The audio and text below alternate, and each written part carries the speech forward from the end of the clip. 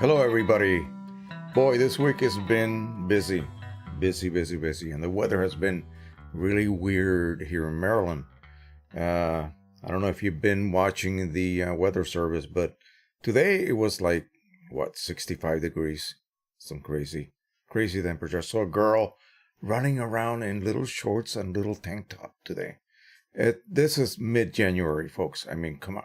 Yeah, it's crazy. I don't know what's going to happen for the rest of the month, but it's been nice. At least we were out, having fun today. We went out to eat lunch with a couple of friends of ours, and I got back in time this time. Yeah. So anyway, lots of questions have been asked, and people are still asking the same questions all over again. So I would recommend, again, somebody sort of like admonished me for creating videos that were just basically rehashing previous basic subjects. And I really don't know what else to do. I mean, what else can I do to get people to just go to a playlist and just look at it?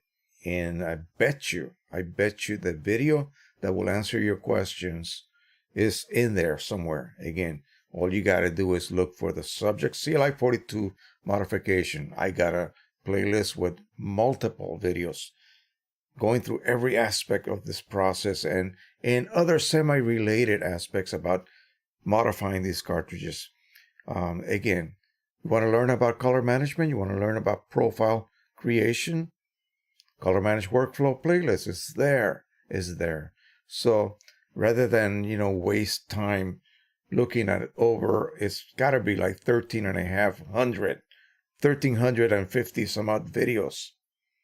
Don't do that. Don't waste your time doing that. I know I would not want to do that through somebody's channel if they had that many videos. I know a channel that has 5,000 videos, and the guy never created playlists. How am I going to find something in that channel? You see what I'm saying?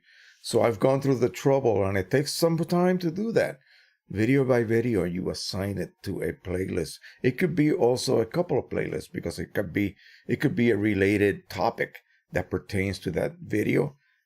I put it on 2 playlists. Again, you will find that if you just go to any playlist that calls your attention or gets your attention. So again, it'll just save you a ton of time as I make more and more videos and more videos get added. It's going to be more and more difficult for you guys. And even for me, when I try to find a video that somebody is asking about, have you ever made a video on this or that subject? And I go, well, yeah, about a year and a half ago. It still pertains today because the process never changes. Okay. What you did 5 years ago, you're still doing it today. It still applies even to modern, up-to-date printers. And guess what? Yeah, I've been looking at all the Consumer Electronics Show videos. I even added Epson or Canon printer next to my search criteria. Not a one. At least nothing I could find. I hope someone else, one of you guys, have been a little bit more successful and found some new products out there. There just isn't, okay? There just isn't, unfortunately. So, let me see who else we got here. We have a few people here. We got 13 folks here with us. I just recently posted a welcome to all of the new members to the Facebook group. So I'm getting a lot of little messages here because people do react. I guess no one does this. They should be saying hello to any new members of any Facebook group. But I guess a lot of these moderators are just too busy or just don't think that that's really necessary. I think it is. I think it's a very nice way to tell the new members that, yeah, we do appreciate you. We do see you. So we are about, I think it's like 3,500 now. So that's really good. And we're going to be covering so much stuff today. I hope we have the time. I want to keep it under 3 hours, but you know me, when I get to talking, I kind of go off in certain tangents sometimes. So hopefully that will not happen. So Recently, I uploaded a video where I took you through the steps, and not just the steps, but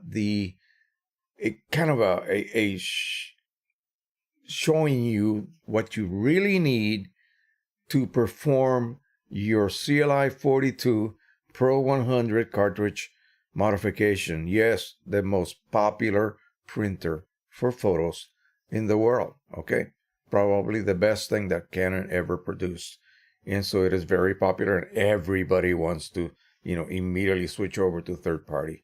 So I laid out right here the same supplies that I showed you on the video, but I'm going to just kind of hit you guys that are here with me this weekend and show you exactly what you need. But let's just wait a little while we get more people on board. We got 16 folks, 3 likes only. Come on. Hit that like button, please.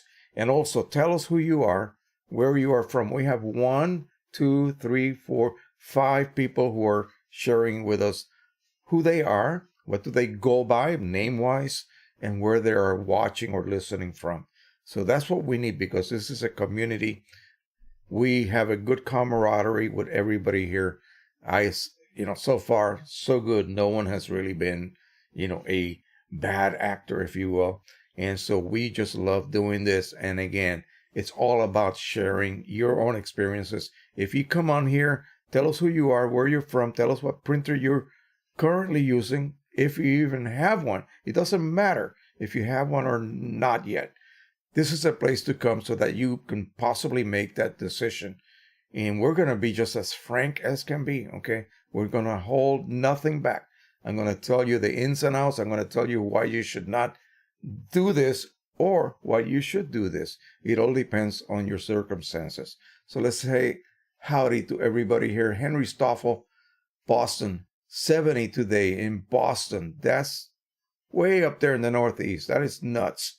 So we'll see what's going to happen this coming week. I mean, it's been wonderful. Again, I've been out flying a little bit. It was a bit windy the other day. The last few days, we had some rain, but it's been nice otherwise. My flowers are coming up. Oh my gosh. All my crocuses are coming up in the front, and it's January, not even mid-January yet. It's nuts. Let's see, my username 363. No, I'm sorry, dialects. I'm dyslexic. So 630. My username 630. Fred from San Mateo, California. Didn't know you were going to be live today. I'm live every Sunday. Okay, every Sunday at 4:00, like clockwork. Get it? And so yeah, that's when you can join us again and be armed with every question that you may have. Whatever you want to share with us, that would be, awesome. One of these days, I'm going to try another type of broadcast software that will allow you guys to also join us. I mean, by video and audio. So we'll create panels so that everybody can be, here, like we were all in the same room, so to speak. So you would need a type of web camera. I'm using a Logitech 1080p, just a cheapy little camera from eBay, and a microphone connected to the computer. I give you a link. You click on the link. You accept a couple of little things here and there, and then you are live. And I will then put you up, and that way we can actually talk. Okay, you don't have to do any typing any longer, and that would be the best way. And I'm going to experiment with that. So you might see a live stream notice coming up this coming week. Just jump in. If you happen to have a web camera and a microphone, you can jump in and join us. But I'm going to go ahead and be testing that next week. So, all right. So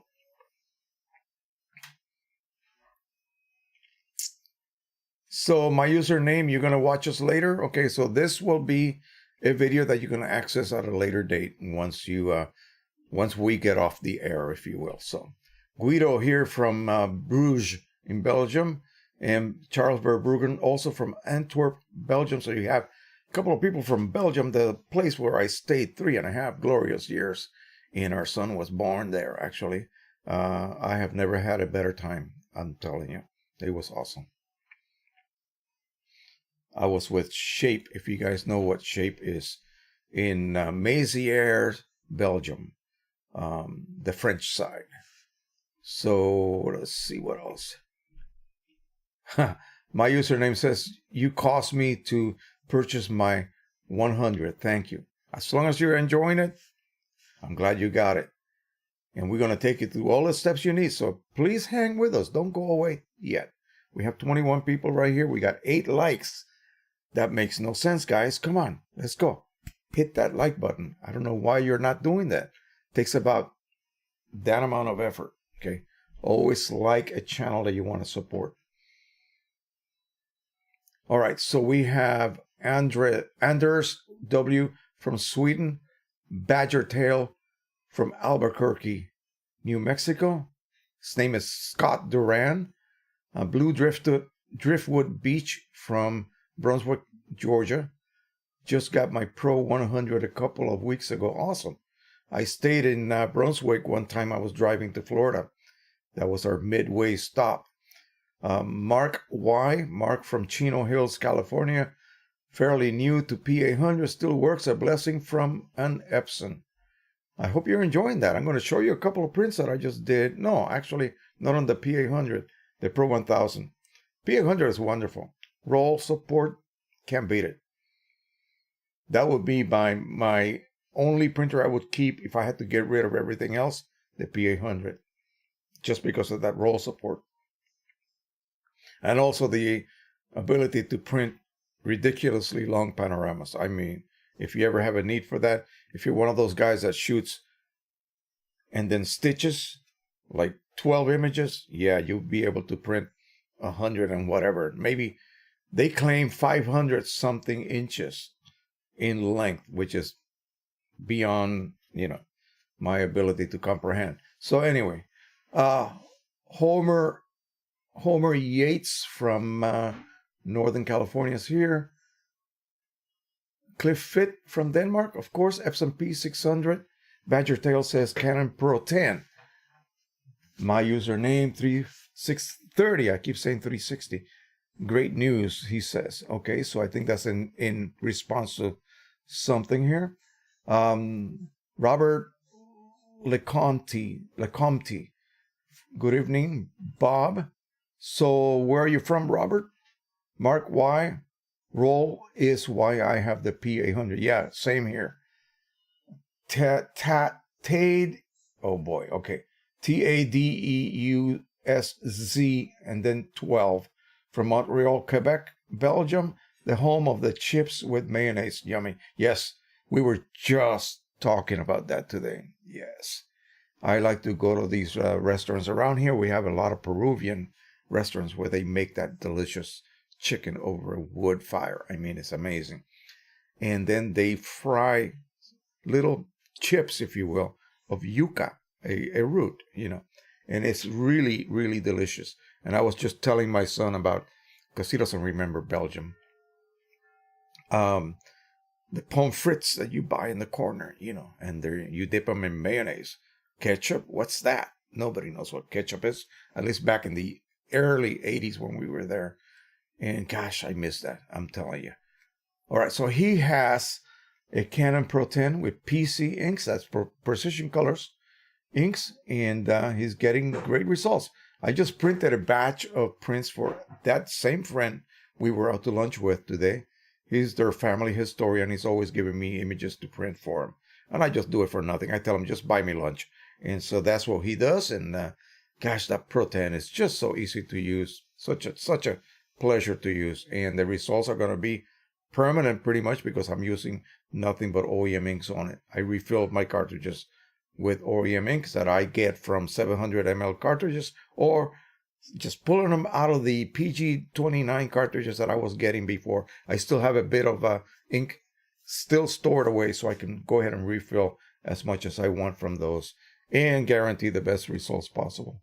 Mark Y says, when you are ready, how do you clean the rollers on a P800? Well, unfortunately, like the Pro 1000 or Pro 10, Pro 100, they have a roll cleaning utility built in. Epson, I'm talking ages ago, had the roller cleaning sheets, okay? And what that was, because there's no way you're going to physically get in there and do a proper cleaning. It was a semi-tacky type paper. And you could only use it a few times because after a while the tackiness would be gone.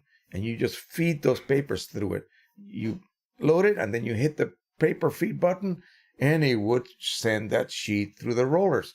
And that stickiness would pick up any lint, dust, crap that was building up on the rollers. And you just did that every couple of months and you were good to go. I don't know if that's still available. That was really, really neat.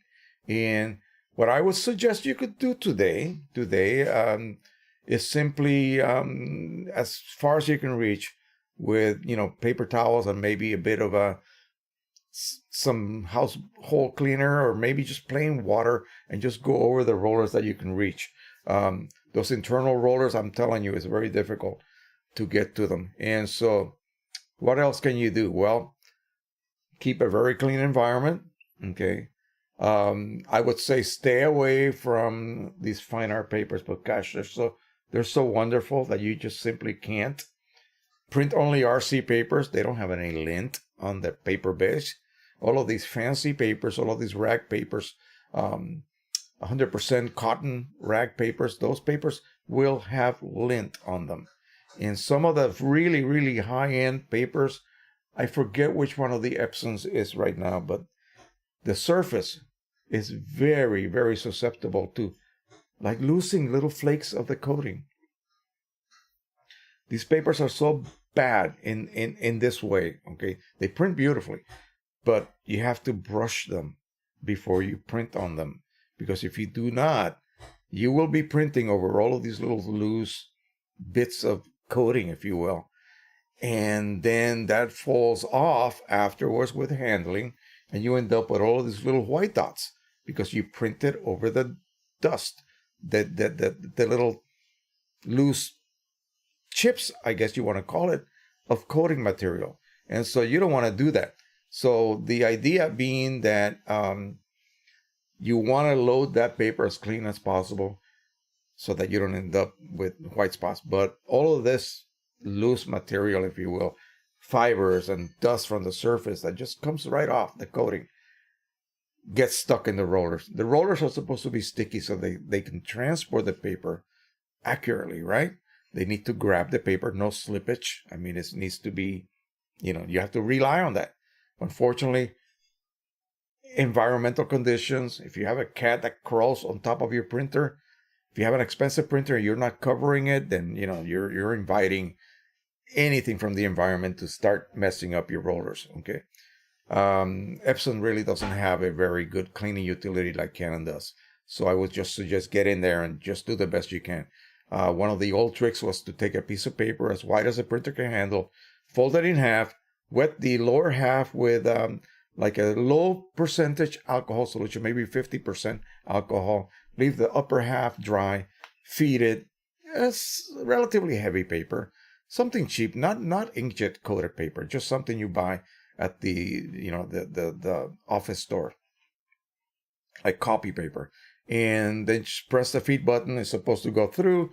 It's supposed the wetness will pick up any garbage, and then the white part, the dry part I should say, will clean and dry the rollers for you. And you could do this once or twice, but again, using alcohol, this is what they recommend. It's not really good for rubber, so it's not something that I would do constantly. It will eventually harm your transport rollers.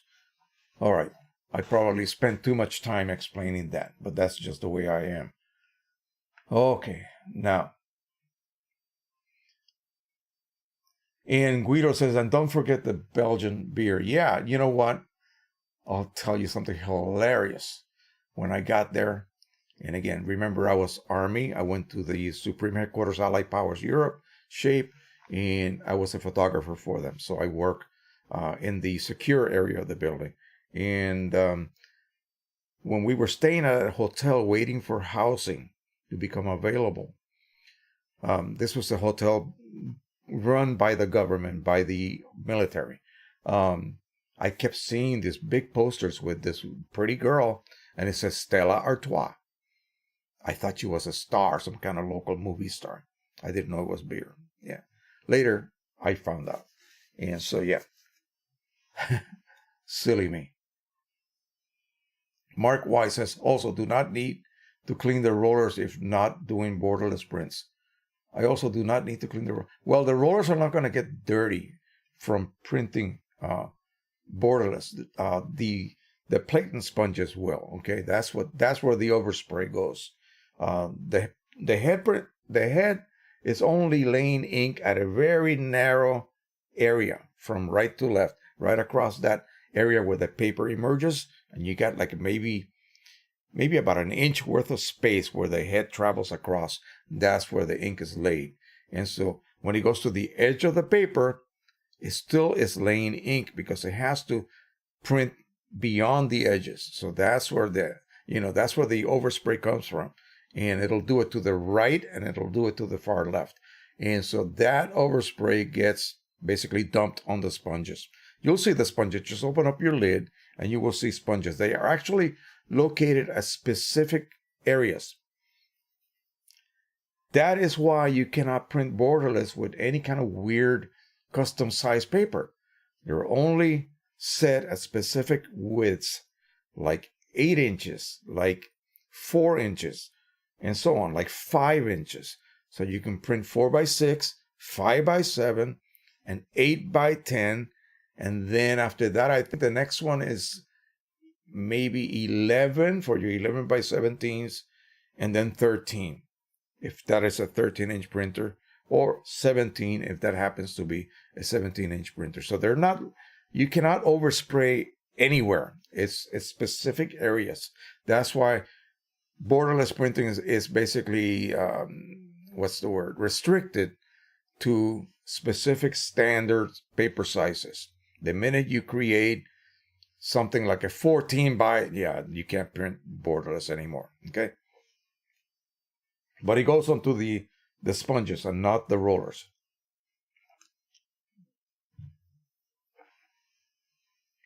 Super high-end printers will have some kind of vacuum system that takes care of that overspray. It actually sucks it and sends it to a maintenance type cartridge. So your interior remains nice and clean. Okay. But again, we're talking about the big ones, the big high-end units, thousands, lots of money. All right. Tade USZ12. That's what I will call you. Oh yeah, Belgian chocolate, instant waistline expander. Sure.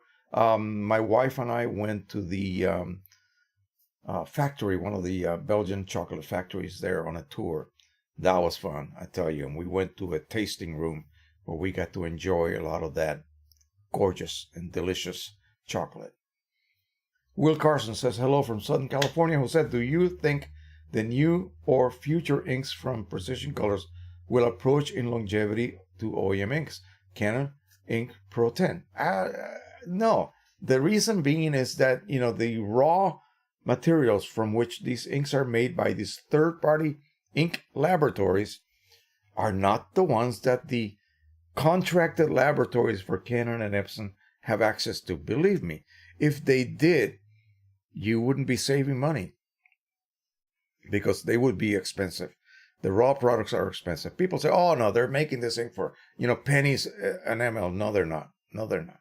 There is a big difference in the raw products, especially the dyes for Pro 100. Pigment inks, not so much. Actually, the current PC ink set for the Pro 10 will probably have pretty good longevity because, again, you're dealing with pigment inks.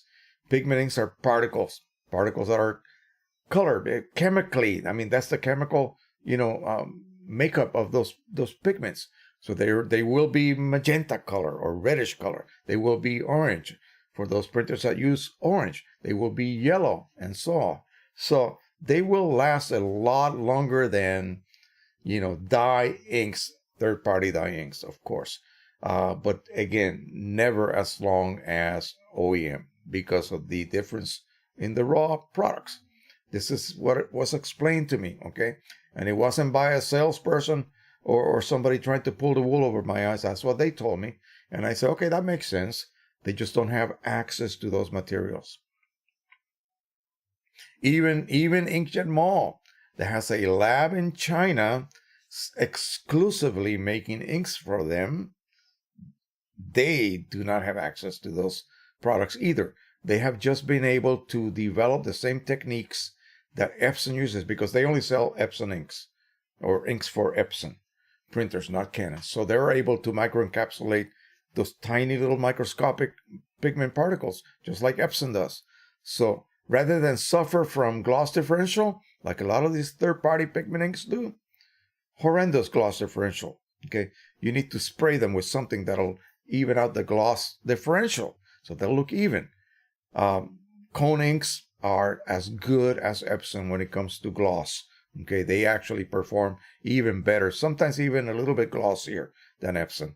But as far as longevity, Ardenberg already did a test, and they fall short. They fall short as well. So, hey, you got to protect your prints. You have to do something to enhance that longevity, regardless of what you are using, okay? And, you know, whether it's spraying, whether it is laminating, like some people actually do that, or just simply put them under glass. Again, I have lots of framed prints that are still fine. I got one at the house, at Nathan's house, that's been out by a window facing north. It used to be in the sunroom, and we didn't call it the sunroom for nothing. And it still looks good. And I did it with early versions of pigment inks. And I think it was from another ink company, not Precision Colors, which is what I normally use now. So again, it's not going to come close. Okay.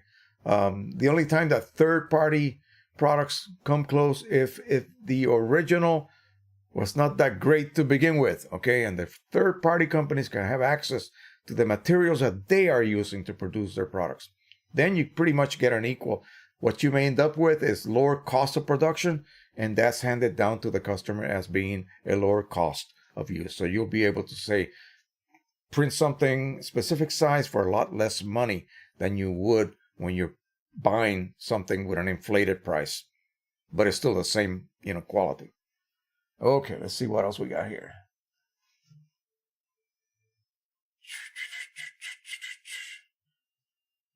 Nick Santoleri is here. I just had a consult with him on the phone, and I think it was very successful. I hope he did enjoy it. Again, always great to have one-on-one on the phone with folks. Usually I end up solving whatever problems they had or questions that they needed answers to. Mark, why? How about vacuuming the rollers? Yeah, you could do all sorts of things. Do whatever. It's basically common sense. You will go in there, you will look and say, oh gosh, this area is kind of dirty. Okay, clean it. And clean it just using, mild household cleaners. If you're worried, just use, water.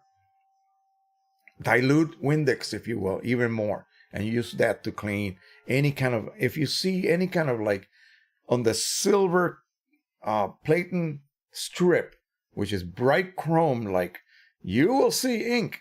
You will see if you have any kind of because it'll be deposited in the shape of like maybe just little vapor. Okay, wipe that up. Any ink where it should not be will end up being transferred eventually if you build it up enough onto your prints. And the last thing you want is that last 6 inches of a beautiful, gorgeous print coming out with a smudge on it. And you'll go like, oh, God. Yeah, and they have to start all over again. Then you might end up with another smudge. Who knows? So keep the inside of your printer clean. Don't be too invasive. Be more passive about it. But, if it's visible and reachable, clean it. Okay? Don't mess around with the purge pad too much because you could dislodge that. That's actually floating on some springs. It's supposed to be able to flex because the printhead comes over and just lands on it. Okay? Lands like a drone right on the takeoff or landing pad. Well, the printhead does that. It just lands on it and it seals itself onto the gasket. So clean that gently with long Q-tips once in a while, okay? And that will keep it from losing that sealing action. You lose the seal and then you cannot develop vacuum any longer. Your cleaning cycles that you may need to perform will be useless. You're leaking vacuum, air. And so ink is not being sucked out to clean a possible clog you may have developed. So keep those areas clean. That's all.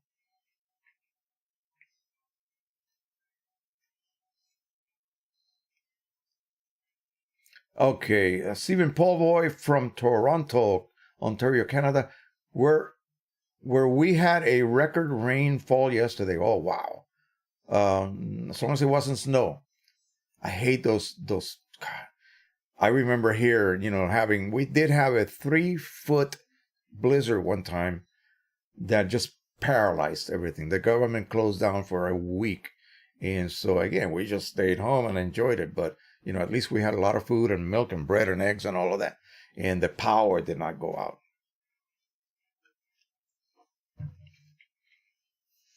Ends Print CO or company. Is it easy to clear the code after emptying the waste ink tank on an Epson 4880?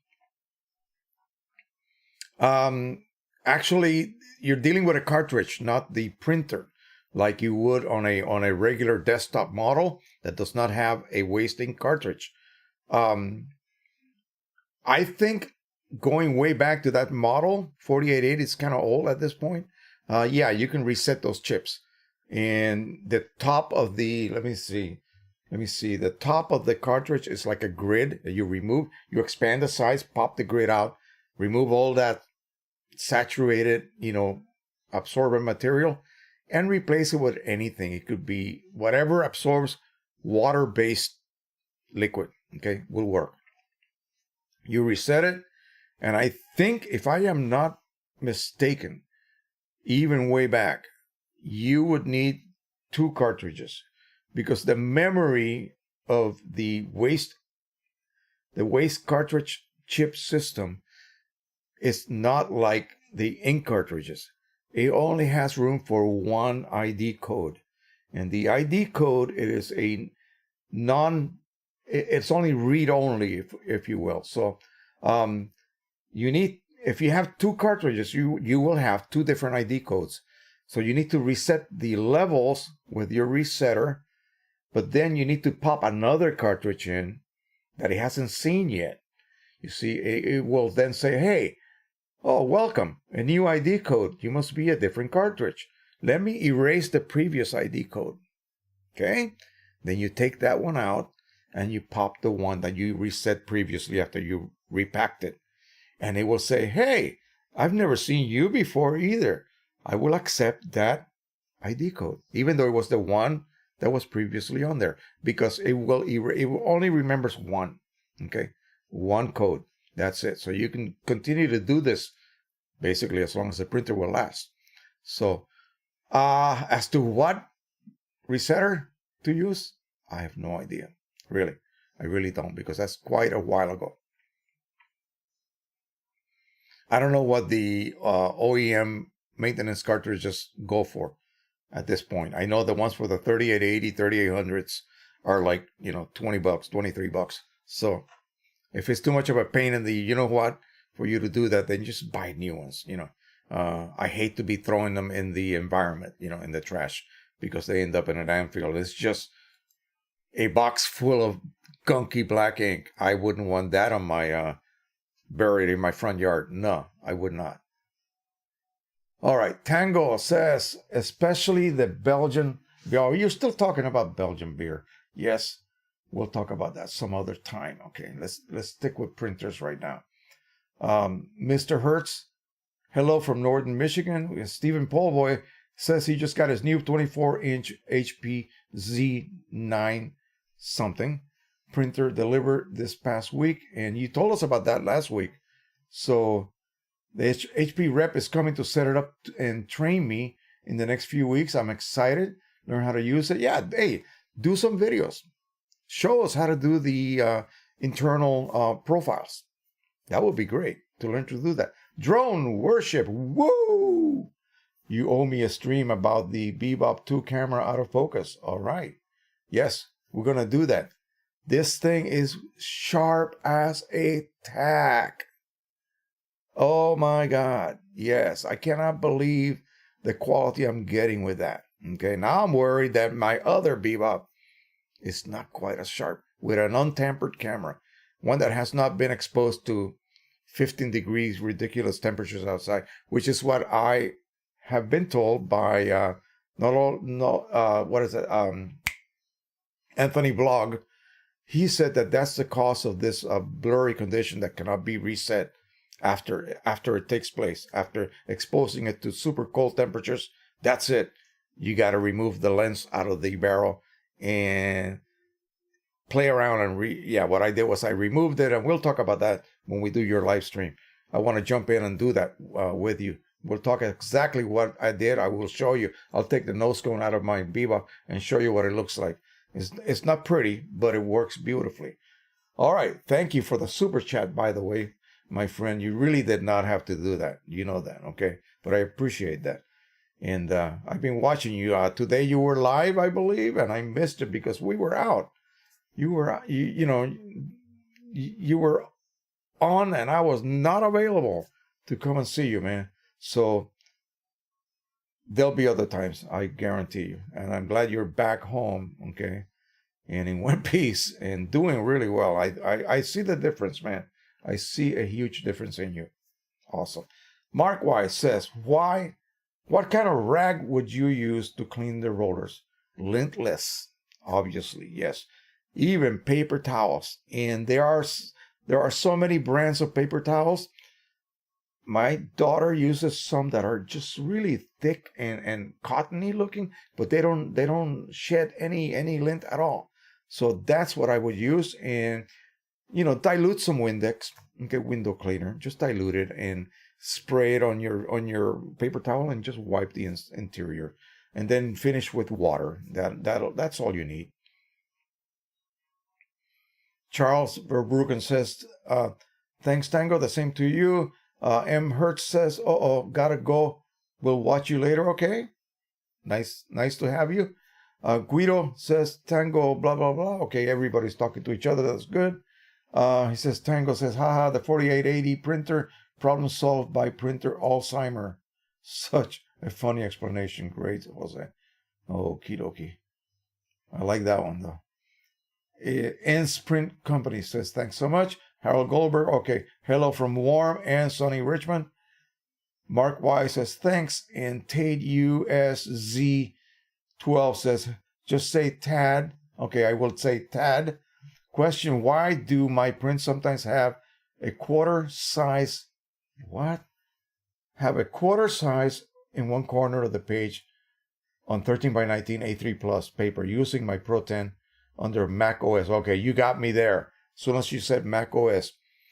Let me show you guys. And I am sure that this is not the way that the Mac driver for the printer is. So we're talking about what now? Pro 10. Let me look up the Pro 10. And again, I think we're gonna be here a long time because I haven't even gotten to my planned topics yet. So let's go ahead and find us the Pro 10. And I'm gonna go ahead and right click, and I'm gonna show you the same thing but on Epson. So we're gonna open that Pro 10 is our you see right here in preferences. So this is what we get when we look at the driver in Windows, okay? And of course, it's going to be different. So we have 1, 2, 3, 4, 5 tabs. And so let's just say we're going to pick the size that you just stated right here. A3 Plus, 13 by 19. Okay, so page setup. You want to make sure that this is set to same as paper size. So you have the page size. Page size, although it is somewhat related to the paper size, It's not. It's basically the layout, the space onto which you will lay an image onto. Okay? The printed or printer paper size has to be the same as paper. You see that? Same as page size, I mean. Okay?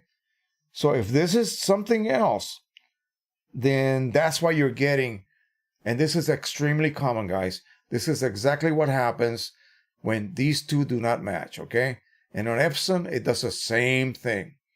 So make sure that when you look at this page setup, and again, I don't know whether that's going to exist on the, the Mac driver, because for whatever the reason, no one has decided what a driver should look like. The user interface should be identical, whether it's Windows and whether it's Mac. The people who write the drivers are who? Who are these folks? People from Canon, people from Epson, people from HP. Okay, do you get what I'm saying right here? You see this? This is what you should get. Your input, let's just say, size should be the same as your output size. Okay, by output, I mean the actual paper. So this is printer page size, where this is page size. Okay, this is where you lay your image down. Same thing happens on the Epson. Let's look at that. So say I pick, again, one of the larger paper sizes, 17 by 22. Okay, big print. And I go to my page layout, same as paper size. You see that? So this has to be correct, okay? Otherwise, you're going to get a print just kind of thrown over to one of the corners, like you are experiencing now. So that's what happens. All right. And again, I don't get why Canon and Epson, the top dogs in photo printers right now, simply just don't get together and say, hey, and don't even have to get together. Just the folks at Epson, P800, let's make a driver that is identical. I don't care if they change the Epson to look like a Mac driver. Do it. Whatever. It's fine. As long as both drivers are the same. They have the same tabs, the same windows, the same settings, the same way you approach color management, okay? So that you have to go through the same number of hoops, let's just say. And don't make me go through so many hoops that I have to take a course in order to learn how to do this. Come on, make it simple, okay? QImage right now, QImage Ultimate handles color management pretty much automatically for you. It will set the driver correctly if you, inside QImage, say I want to use an ICC profile to print on this given paper, this given printer, and this given set of ink, something that I maybe created myself. Or if I'm using OEM everything, I just choose the OEM paper profile. And again, if I told the driver to choose XYZ paper, and it is a brand designed for that printer, the ICC profile will be correctly chosen for you. And then the driver will be automatically set to no color management or no color matching in Canon printers. And if you go to the driver and say, hey, wait a minute, I want to let the driver control color for whatever reason, and you change that inside QImage, you tell it to let the driver control color. Boom, you get a little announcement that says that the driver settings have been changed for you. In other words, they set it to ICM matching instead of none. None would be you're printing with an ICC profile manually through QImage or Photoshop or whatever you use. Yeah, it's wonderful and pretty much dummy proof, okay? That just happened the other day to me. I was printing something and I wanted to make a demonstration that I'm going to share with you in a minute. If I just stop talking, I will share this with you. And then we're going to go ahead and do the CLI 42 things that you need, okay? We'll go ahead and do that. Let me quickly finish this up.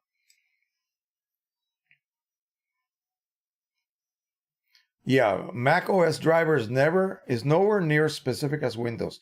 I try to follow the way that you go through the different tabs and the way the things that are, grayed out and so forth. And good Lord, it just doesn't make sense to me. Of course, I've never been a Mac user. Those who use Mac and, that are religiously, loyal to the Mac system, they know how to do it. To them, it makes sense. It's logical. To me, it does not. Again, don't hate me for it. That's just the way I am. But again, I would just love to have that user interface just be identical and the way you handle things be identical or as close to identical. So if I tell you, hey, look for this setting, and you go, that setting doesn't exist on my driver. What do you mean it doesn't exist? It's a very critical setting. It should be there. Yeah, that's what I'm talking about. All right. Salih Elimelech. You can talk a little about piezography printing. Thanks for bringing that up. In which printer can be purchased to enjoy this type of print, if possible through prices like the Canon Pro 10? No, not the Canon anything. Only Epson. Okay, only Epson. That's the catch. Okay, Tango just gave us a €5 super chat. Thank you so much. I love QImage for printing. Bought it after watching your videos. Thank you, man. Appreciate that. Let's get down to the CLI 42s. Okay, let's go ahead and do that. Gosh, we're going to be here all night if I continue this way. All right, so you start with your OEM cartridge. Boom. There it is. This cartridge is what I used to print all of these test photos, okay? And as you can see, I printed maybe, oh gosh, I would say about 5 times 3, about 15, 12 by something. 9 by 12 prints. And look at the levels. I don't know if you can see the liquid chamber. It just has a little bubble of air on top. Yeah. I tell you, the factory cartridges, to me, they are overfilled. They really are. Like when I'm refilling now, I would never go that high. And yet, there's no ink inside the serpentine vent. Okay? That will not happen when you start refilling, okay? So be careful about that. So what do you need? Well, you need your original cartridge. You use it.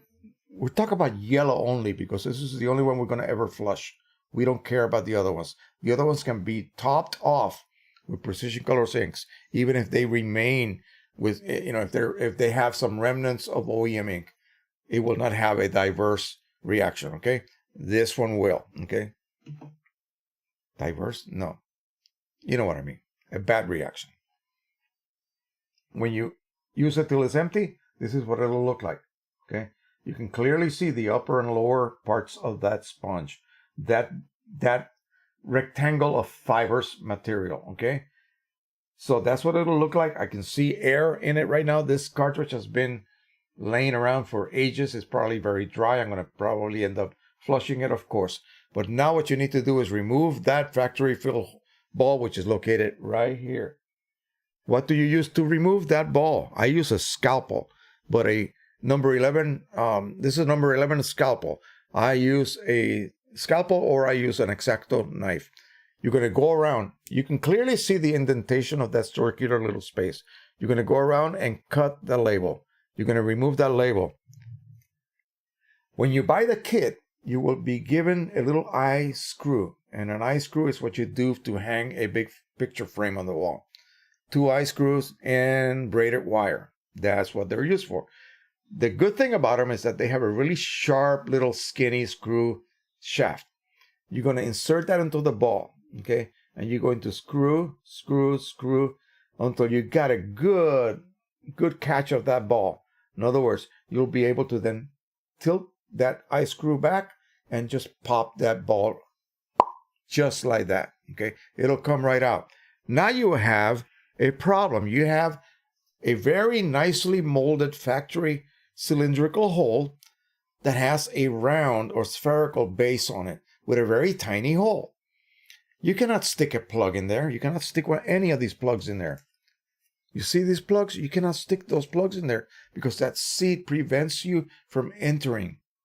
We'll talk about something else that someone brought up well, but you can get this. We'll hit on that in a minute. So what you need to do is get a 5/32 of an inch, and I don't know what that would be in millimeters. Don't even ask. I have no clue. 5/32 of an inch drill bit. And on a mandrel or whatever you have, put this on a vise if you have a vise, and proceed to drill out that seat, okay? Don't worry about any chips falling in. The helix will pull them out rather than push them in, okay, as you're drilling. And again, it's just very gentle. You just got to take off a tiny amount of plastic anyway. And then you remove that. Okay, you are done. You have now modified your cartridge. So now comes what? Now comes flushing. You're going to need, you can actually reset it now if you wish. So this is your CLI 42 resetter from Red Setter. They're the only ones that make a working and reliable resetting system for the CLI 42 chips. You're going to plug that into your USB source. Right here is a plug. Plug it into power. Without this bottom part, of course, you're going to slide it in. Make sure that your chip comes into contact with the bottom here with the resetter's contacts. You will get a red flash. It will go out, and then a steady red light. When that happens, you wait about 5 seconds. That chip is now reset to full. The ID code number is still the same, but it will be reset to full. Okay? So that's all you have to do. Now you're ready to go ahead and flush this cartridge. Windex is what you need. Windex with ammonia D. Go to your supermarket. If you're in the USA, you know what I'm talking about. Get a half gallon of it if you wish, because you're going to be doing this quite often. And it's a great cleaning product for anything that has ink on it. Fill it up with Windex. You need a basically one of these, what do you call it? The plain tip syringes. And so here we have a cartridge. Let's just make believe it's not yet flushed. Okay? Make believe it's full of ink. Okay? You need to clean this now. So you're going to remove that plug that you just created an opening for. Insert it in there. It's a perfect seal. This makes a perfect seal. And pump that Windex. Pump as much as you can. Okay? 10, 20 times. You will end up, instead of having this really difficult to remove yellow, it's extremely difficult to remove with just plain water. Never add water at first. Only Windex in the beginning of the flushing process. Windex only, not water. Remember that. If you add water, you screwed up, okay? Windex only. And flush until you just have the color of Windex in that sponge. Not green, because the blue of the Windex plus yellow will make green. So you want to have only the color of the Windex in that sponge. Put the plug back in. Put a bottom cap if you have. Buy these from Precision Colors or from Rick Johnson on eBay. I got a link on my descriptions. We'll talk about that in a bit. Pop this in like so. Snap it in place. You heard that click? This is securely attached now. Let it sit for an hour. Go watch a movie. Come back and begin that same process again, but this time with just water. Only water. And not hot water, not super cold water, just lukewarm water. As much as it'll take to remove all of the blue.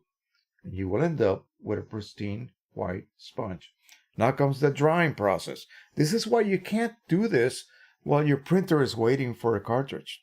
You better have a cartridge available to fill that empty void, okay? That slot that you created, that's empty now because you removed that cartridge.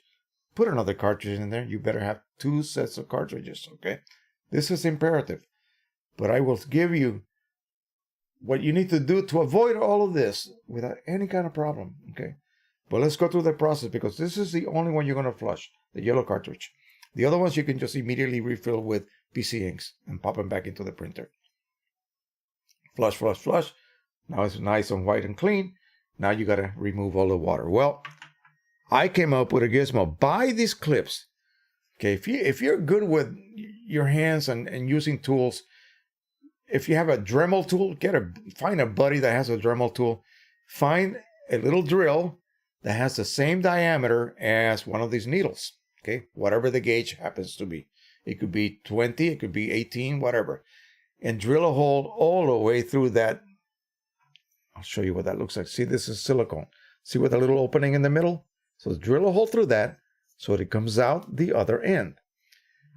With a cutting wheel, cut most of the needle off so you only have about 1/8 of an inch worth of needle. Insert it in place and just glue the living daylights out with gel, cyanoacrylate glue, or crazy glue. I know Gorilla makes it and many other brands of so-called crazy glue, cyanoacrylate, CA. And then let it dry. This is now stuck forever. Here's the thing. How are we going to get that water out of there, that flushing water? It'll take weeks to dry by itself passively. Okay, weeks. You don't have that kind of time. So once you make a little tool like this, and I wish I had mass production techniques to be able to produce these for you guys, but I do not. I'm just telling you exactly what I did. Suck the water out. Squirt. And do it forcibly, like that. Suck that water out as much as you can. Get it as light as you can possibly get it as far as weight goes. Once you get it so that there's really not much water, in other words, you cannot suck out a drop of water, then you can air dry it. And what I do is I have a toaster oven that is just beyond help, and I have it set at 100 degrees. And I just proceed. I put a bunch of cartridges in there on a tray with some paper towels, and I run it through cycles of 30 minutes each, and then I weigh each cart. Again, 100 degrees. It's just a hot summer day, except dry.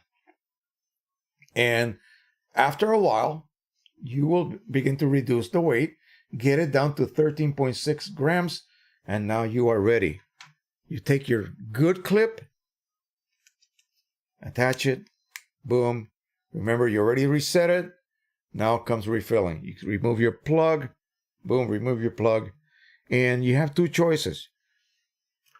A syringe from a bottle, and you have to do this, and run the ink in, or the best way is to take that ink you buy. You can probably get it directly into a bottle like this. This has got a very stiff wall. These are very squeezy, okay? And so you're just going to do this. Okay? Very clean. Nothing to clean afterwards. Whereas syringes, yeah, you got to go to the sink and wash everything, okay, before you use them. Use them again. You don't have to do that with a bottle, squeezy bottle. That's what I do. Nothing else. I have not used a syringe in God knows when.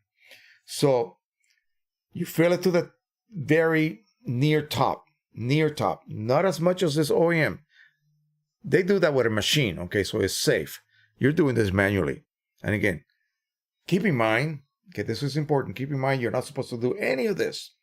Okay, we figured out a way to do that safely and allow you to still have great results printing, okay? So in effect, it's just a total hack, okay?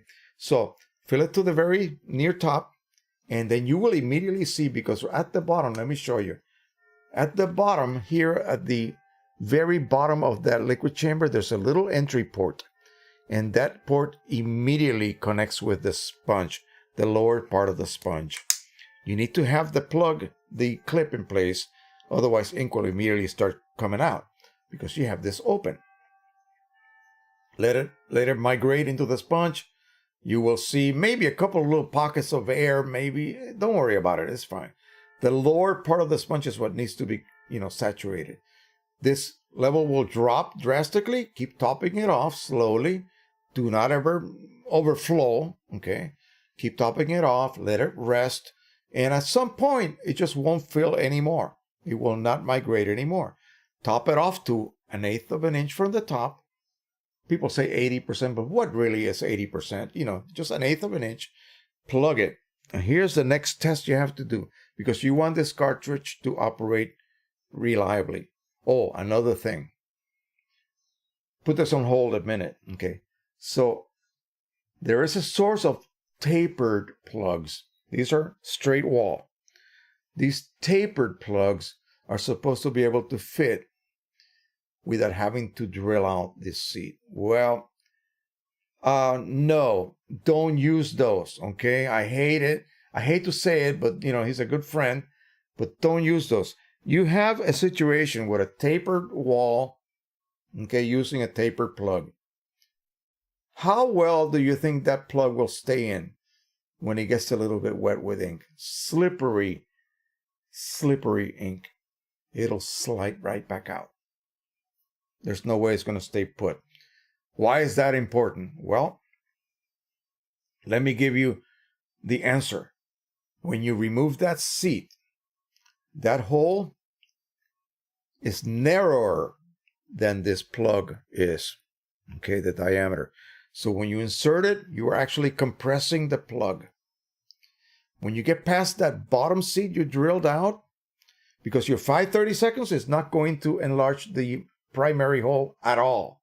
It's only going to drill out the seat. So you end up with let me make it really big so you can see what I'm talking about. You end up with a factory hole that's not going to be touched, say it's this wide, and then at the bottom, this spherical seat was about that much with a tiny little hole in the middle. All you're doing is enlarging that hole, and you still have a bit of a wall there on that seat at the very bottom.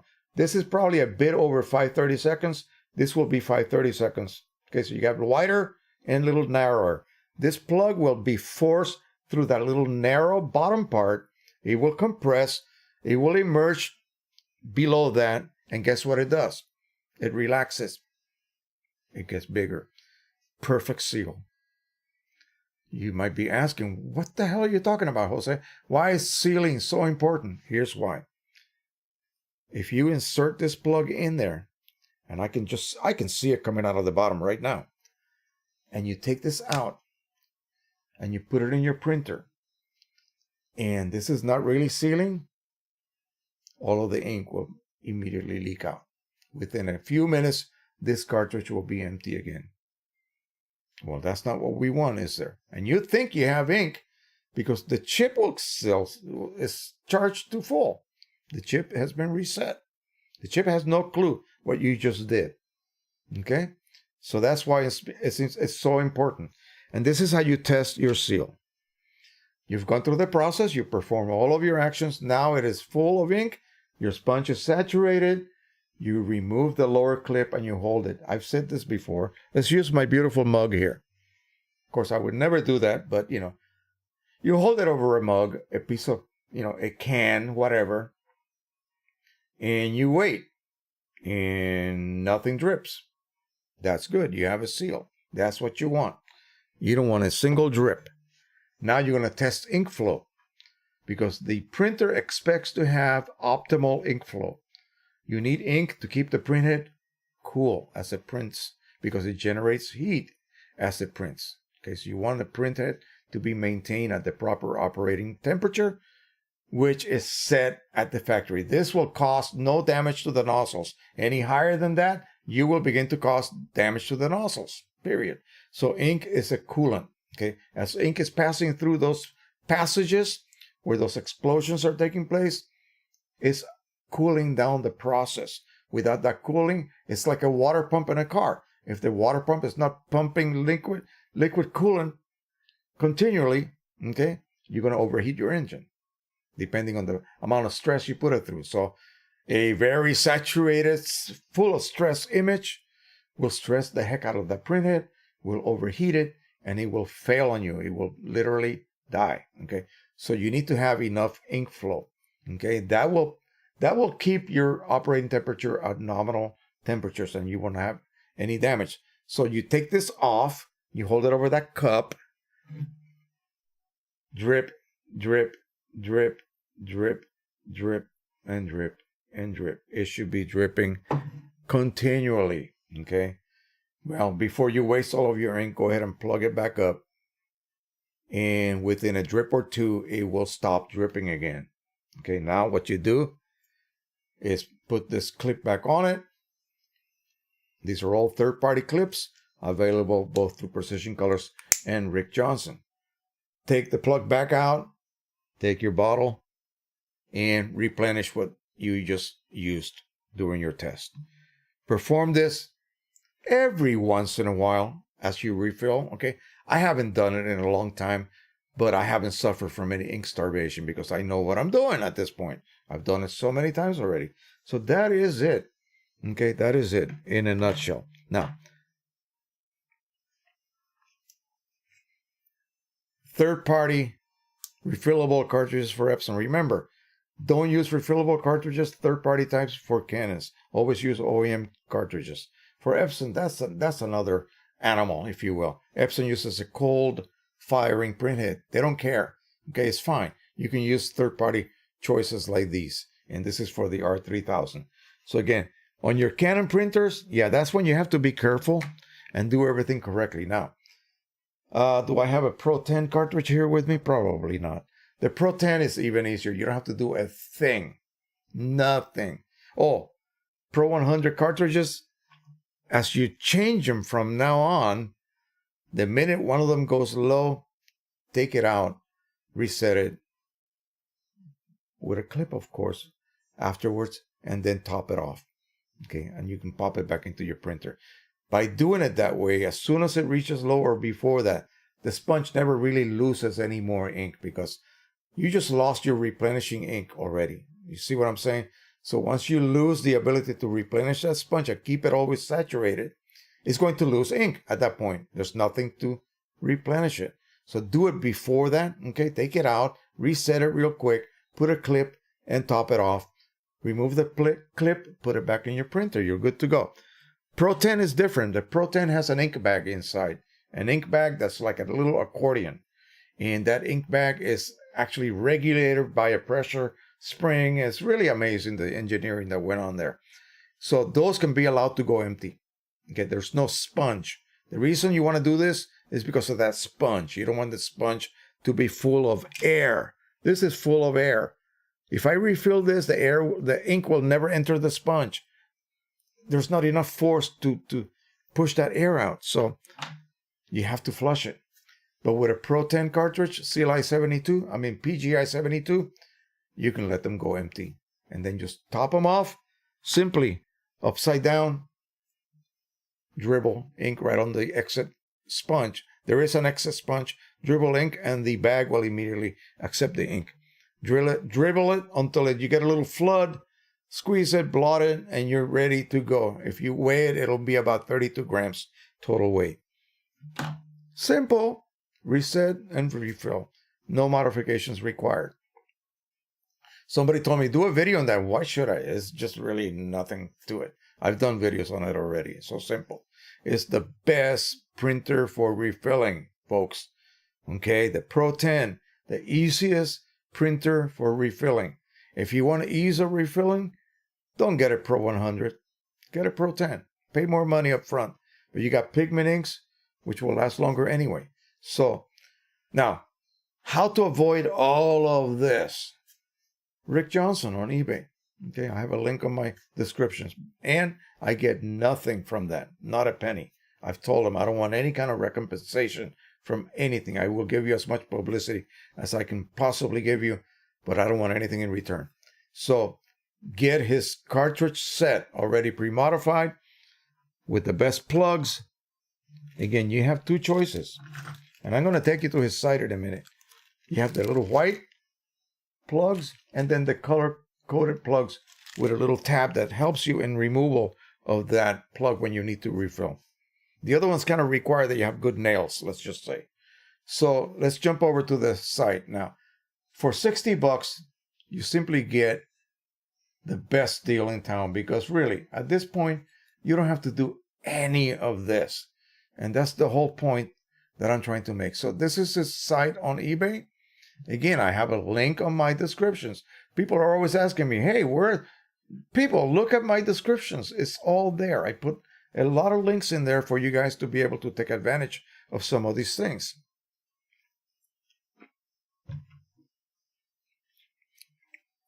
$62. Okay, went up $2. Full set of OEM cartridges already modified with the tab type plugs.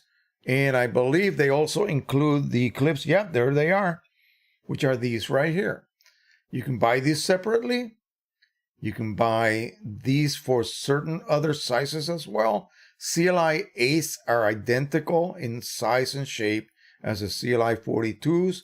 So you can get, CLI 40, you can get CLI 8s and flush those if you want to do that yourself and then transfer chips to them. And that'll work as well. But, why? Why not use your CLI 42s and you don't have to transfer anything? Here are the loose plugs, the color-coded ones and the black ones here. What do we have here? Another set of cartridges as well. White plugs. And he also sells to you a flushed and drilled yellow cartridge all ready to go. And then one with the same thing but with a clip all ready to go as well. And there's a lot of other products. He's got the original clips, which are like these here. I mean, I still keep them because they do have a use. These right here, these are the originals. You actually break off the bottom of the cartridge as you unwrap it before you install it. Yeah, go ahead and keep those. Now, in order to reuse these, you simply just, hold them in place, a couple of rubber bands, and it keeps it sealed in position. And that will allow you to reuse these cartridges if you do not have any of these much better third-party replacements. So that is it right there, the whole site and everything that they offer. So go ahead and take advantage of it. That'll save you a ton of time and effort. I wasn't showing you guys. Oh, wrong. Okay, so here it is. Yeah, one more look-see, and there you go. All right. Again, like I said, I have a link right on my description for this.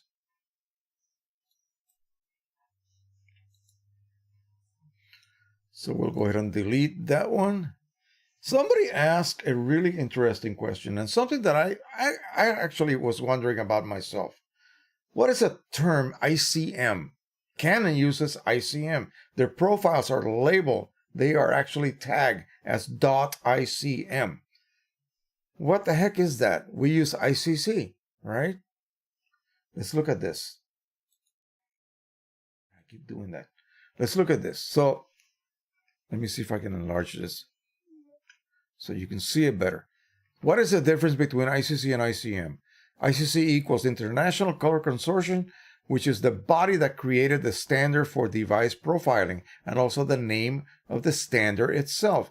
Profiles typically carry the ICC file extension on a Windows system.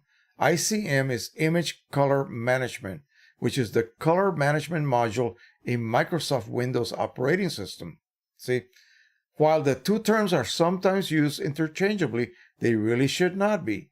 Some profiling software will make profiles with ICM file extensions. Should this be the case and the profile not be recognized by an application, simply changing the file extension to ICC can solve the problem. So I believe what they're saying is that other than just being the file extension, the information within that profile you created is still identical. Okay, there's no change. It's not going to render that profile unusable simply by going from ICM and then changing it to ICC. It's going to tell you, are you sure you want to do this? Yeah. So I just noticed that Canon tends to use ICM as the file extension on their profile. But again, it was an interesting question that I did not know the answer to, so I Googled immediately. Google is your friend.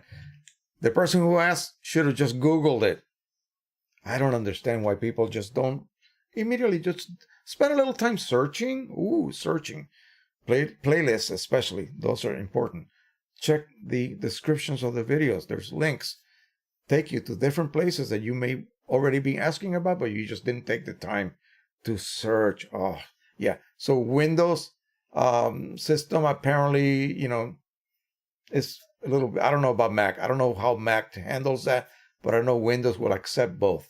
And when you create something with a color monkey, I don't know. I got to go back and look now what profile extension they use. Anyway, so that is it about that subject. Let me see. What else? Oh, let's talk about I just did a video. I think it's up already. People wonder, and the question arose because somebody was really freaking out. Well, first of all, oh gosh, we have a super chat that I ignored. I apologize for that. Jason Machen or Mackin, $5 super chat. Really, thank you so much, my friend. Appreciate that tremendously. Let's see, anything else?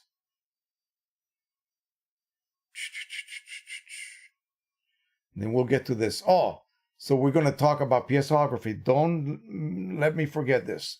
Do not let me forget. Let's see. Charles Verbruggen wants to know if I had experience printing canvas. What are the things that you should pay attention to? Well, canvas is just a little bit more difficult to load. Other than that, you treat it exactly the same. You're going to use a ICC profile made for that canvas. Okay, if it's made for OEM, you better use OEM.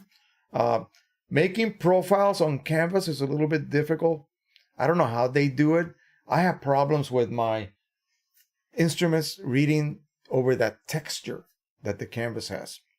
So, lucky for me, even on the Pro 100, using the PC's SE inks, since they basically act just like OEM as far as color rendition, I can use their own ICC profiles for whatever canvas I want to print on. Now, canvases with a sheen, some kind of gloss, who makes that?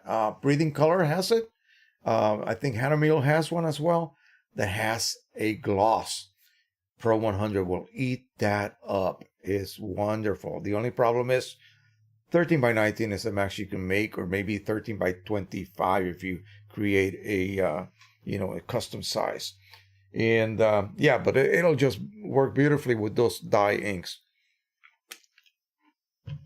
Matte canvas, not so good. You need pigment inks with matte black. Art is here. He says, better late than never, from West Tennessee. Richard Rajewski from Los Angeles, area purchase. Now waiting for my new Canon Pixma Pro 100 to arrive. Well, great. Make sure you watch my setup video. Okay. Look at the Pro 100 playlist and look it up. It should be probably the very first video I did on that series. So look at that. And it's like an hour long, but I walk you through everything you need to know. The goal is that you do not mess up, okay? And you are immediately printing great prints with that Pro 100, okay? Which is capable of doing, absolutely. Nick Santoleri, I must go for today. Thank you. Thank you for all your great advice. Well, thank you, Nick. And again, I appreciate having spoken with you on the phone. Rick Johnson, checking in. All right, Rick. So we've been talking about your goods that you have on your site. I already showed them your actual site and all of the items that you currently have. And of course, I'm sending everyone out to you. I hope you run out of carts really quick. That's my goal, to have you sell out. Jeff Thompson from South Louisiana. Red Solaris 1. Jose, any experience mixing PC inksets for Pro set with Pro 10 with OEM inks? Absolutely none. No problem at all. The current Signature Edition uses OEM red. Be aware of that. And the other colors will react perfectly fine. But again, you have no problem because you're going to run those cartridges empty, okay? Don't fill up a cartridge with half full OEM. Just use it till it's empty. Fill it up. It takes about 2 minutes to perform the operation. Really. Reset, dribble until it's full. Pop it back into the printer. You're done. That's it. Artyom Andrew, Artyom, and Andreev, I don't know. Jose, I live in Norway, and therefore PC inks are not an option. Okay, Octo Ink, as you mentioned, that's a good, and yeah, they claim that their yellow ink does not react. I know Martin, okay, I know Martin personally. They say that the ink does not react. I would not take a chance, okay? That's just my recommendation, if you will. Why would you take a chance? Okay, just flush it. Ted from New Jersey is here as well. Okay. But yeah, you're in Europe. octoink.co.uk is your source for the best inks for the Pro 100. Period. Again, and just take it with a grain of salt whether you believe that the yellow will not react with original OEM yellow. Okay, I would not take that chance.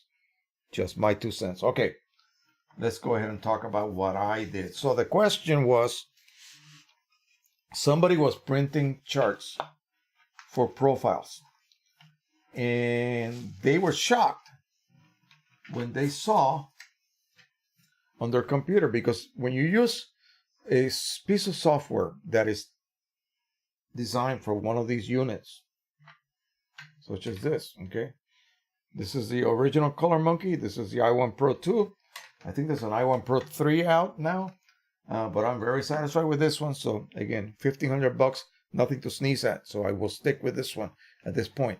So when you use the software to print these charts, you're going to see what the image looks like. Okay, you can choose any number of patches to print, by the way. So you go ahead and print them, and you print them with no color management. Okay, no color management. But the original image of those patches will not look like what you get on print. Don't be shocked. You're printing with zero color management. It's as if I gave you a symphony to read and perform, but I didn't teach you how to play that instrument. It's going to sound terrible. So what happens is that the printer will not receive the instructions that it requires to only take, say, 8 colors actually in a 9-color printer, or 12 in a Canon Pro 1000. They will not receive the instructions that you need to from those 11 colors actually, because you have clear chroma optimizer, how to reproduce up to 60 million shades of color. So it just does the best it can. And so that's what you want. You want the printer to just basically print those colored patches, whether it's 1200 or 1600 or even higher color patches, the best way it can, simply with just the driver, with no help from anybody. So no color matching, no color management. Okay, of course it's not going to match what you see in the screen. That's the whole purpose of producing an ICC profile. Okay, you are creating a file, whether it's .icc or .icm, that contains a correction for every single one of those patches you printed, whether it was printed correctly, it sort of matches, and it will be read. It will be read by this accurately. You're not using your eyeballs. You're using an instrument, an unbiased instrument that's been pre-calibrated, no less. And so it's going to reach each patch, and it's going to say, okay, because the software has told me that it should have been this color reproduced on that paper, but you got something a little bit different. In fact, it's shifted in this direction. This is what you have to do to correct that one color patch so that it matches what you see in your monitor. That's one. It has to do it 1,600 times. So you go through the whole process of reading every one of those color patches. And then it will then create a complete set of instructions on how best to reproduce all 1,600 of those color patches correctly. So without the ICC profile, they will look wrong. They will look wrong. So this is what it looks like. On paper, this is a job I did for someone. 3 charts printed without any color management. And these color, or although the patches look cool to you, they look okay, that's not what they look like when you view them on the monitor. Okay, they are not 100% accurate. Okay, so by scanning each one of these one at a time, as the scanner passes over, it creates a correction. It says, oh, this is off by this amount. Oh, this is off by this amount. Oh, this one's perfect. no correction required. Oh, this one is the correct tone, but too dark or too light, or yeah. So many different parameters that it's going to read as either correct or incorrect. And it creates a set of instructions. That's the profile. You then create that profile, and you have something that you can then apply when you print a real image. Okay, when you print that real image, the same thing will happen. That image contains hundreds and hundreds of different shades of color, different densities. And it will go ahead and create that set of instructions. And as the ICC profile looks at every bit of tonality that image had, it will tell the driver, okay, hey, here's a tone that you're going to have a little bit of trouble with. Okay, so do this. Adjust it in this manner. Okay, it's amazing. So I'm going to show you something relatively graphic here. I mean, it's going to show you right off the bat. I just use semi-gloss from Canon. Remember those sales that Canon had, buy one, get 9 free. I got a bunch of this stuff. So I printed one of my images that I have on my Facebook group for you guys to grab. And simply, it's just a set of color patches. It reminds me of the X-Ray color patch, color passport. So it has colors. It has a black and white, basically neutral ramp, and it has a color transition portion as well. Okay, so this is going to be a little bit difficult to see this kind of cheap video camera, but you will be able to see the difference. So here is the one that, assuming this was an image, say one of my private images or someone else's image, and I wanted to print it and I wanted to be reproduced correctly, I would print it with an ICC profile, and I would get this. So assume that this is actually a profile chart, but only with a few colors, and you can see. Okay? And you might say, well, that looks pretty good, Jose. Yeah, because I used an ICC profile. So that's a really, really good rendition of what I saw on the screen. So here's what happens when you print with no color management. You still say, well, wait a minute, Jose, that still looks good. Okay, watch this.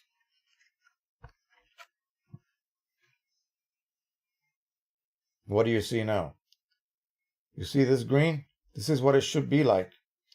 But you see that? That's what it actually printed. So a huge correction needs to be made, okay, during the profile creation, so that when it sees this color, this value, it doesn't produce this really off looking rendition of it. And some of the colors will be slightly more visible as far as the differences go. You need to really look at this. Now look at this right here. Bingo and bingo. And see the difference here? And again, you might not be able to see this very clearly in this kind of environment, but you can see the difference. The ICM one, there is a big difference right here. Big difference. Bottom is ICM with a profile, okay? Look at that. Look at this. It's a big difference, okay? You can see it. And again, so what is happening? This one is being printed uncorrected, okay? As best as the printer can do, okay? So I wanted to show this to someone so that they could see the difference. Now let's look at the transition. Again, this is going to be really, really difficult to see. Look at the top one. The top one is with an ICC profile. The bottom one is without. Check out this region right here compared to that region right there. Let me hold it up. You see that? Huge difference. So again, look at the ICM neutral patches. And then look at the ones without color management. And again, this is going to be influenced by the color of the monitor, whatever. I got my control panel here in front of me. But again, you will see the differences between something printed without any color management and something printed through an ICC profile, custom made for that paper, printer, and ink. The results will be perfect, almost perfect with the correct profile applied. one of the questions I was asked is, I have a Canon printer and I got a ton of Epson paper. Can I use it? Well, sure, you can use it as long as it's a compatible surface. Formulations between, Epson inks and Canon inks may fluctuate slightly. But again, remember that third-party papers that you buy from many of the other companies, not Canon, not Epson, you can buy third-party papers. Well, guess what? We have about 6 to 7 major paper mills in the country. And they make papers for many different companies, okay, many different brands. And they may come off the same roll, okay? And they just basically rebadge as some other brand, okay? Some other name, some other configuration. So again, you need to find a paper. The reason I brought this up is because somebody tried to print, I think it was a Pro 1000 using a Epson paper, and they were getting a bit of what I believe is what I discussed really early today. Papers that are fine art, that coating is so fragile that it causes problems almost when you're printing a very dense area that's going to require a high density of ink. It gets wet, it gets mottled, it gets, it begins to lose the dot structure, and you get nothing but a mess. Yeah. So that happens. That's not saying that paper on a properly set up Epson printer would not work. Of course, it's designed for that because it's an Epson paper. They apparently have a lot of it, and they wanted to use it on a Canon Pro 1000. No, baloney. A Canon P Pro 6000. Same thing, just bigger. So they were having problems with that. And I kind of said to them, well, I think it's a paper incompatibility problem. So again, sad if they cannot use that ton of Epson paper they have on hand. That would be sad. But again, you would have to, and I believe they told me that they have ICC profiles that they created themselves for that combination. So if you have some weird reaction like that, and it just looks like there's too much ink laid down, yeah, then you have to adjust. Because what happens is, just because a paper has a semi-lustrous surface and is classified as a Barita paper, one of those barium sulfate coated fine art papers that are not going to be RC. They're not going to be resin coated like these. This is plastic. This is plastic. This is plastic. This is not a real high quality rag paper. This is just plain plastic coated paper. They dry instantly. Great. I mean, for most handling, yeah, it will stand up to your, mistreating these, and nothing will happen to them. I could soak that in water and the ink will not come out. So, or smudge or anything like that, or even leak. So, what happens is that the paper, by having a semi-luster surface, they may tell you to use a matching semi-gloss or semi-gloss or luster sort of, choice that may exist in that driver. And that choice may ask for a lot more ink density. Maybe this does, maybe it doesn't. You don't know that until you try. So you may have a perfect match for that surface, but not a perfect match for the amount of ink or the density of ink that's going to be laid down. And you may have problems. Again, it's very tricky. That's why the Pro series of Canon printers has the ability to create your own media configuration. So I suggested that they do that. Adjust the ink density to the optimal condition, platen thickness, all of that stuff. Everything that they need to do to custom build a media configuration that they can then load onto the driver, and you'll be able to actually see it on your drop-down menu. You'll see whatever paper that happened to be. You give it a name, of course, everything, whatever you want to call it, it'll be there, and you'll be able to access it. And all of the settings that you went through painstakingly during that media configuration process will be then applied. Reduced ink density if that's what it needs to do, or increased ink density if that's what it needs to do.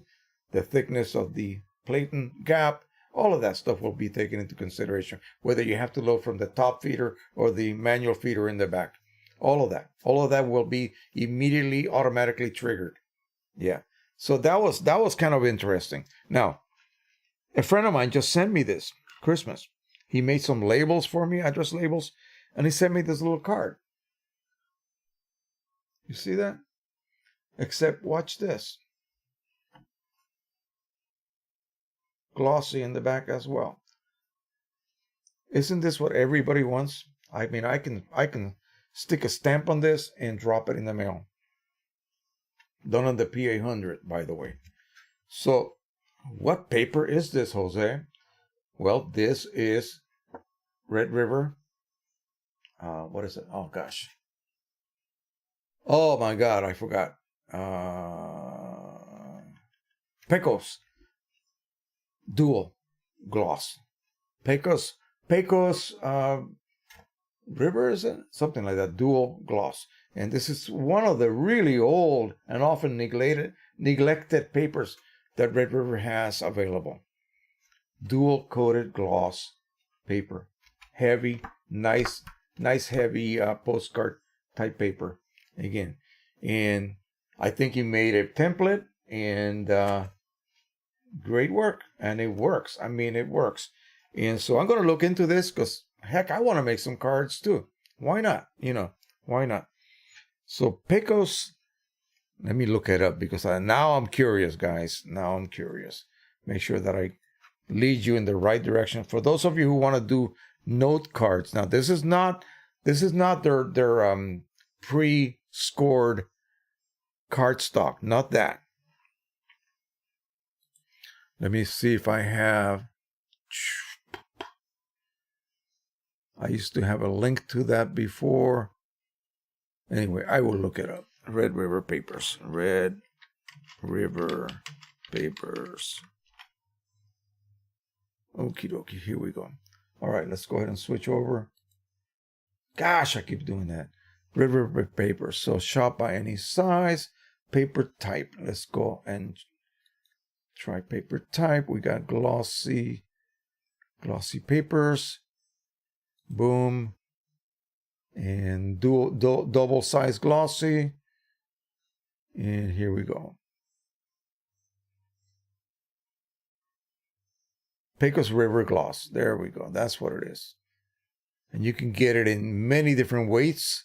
So the thicker the paper, the more difficult it may be to be able to print using your regular feeder. So here's the dual double-sided glossy paper, Pecos River Gloss Duo, 86 pound. Let's see how much they want for that stuff. Which is the button, the bottom button right here. Okay. So it's at 320 grams and 15 mil, printable on both sides, bold bright white and glossy. What do they want for this? 54 by 6 for $16, $17. Not bad.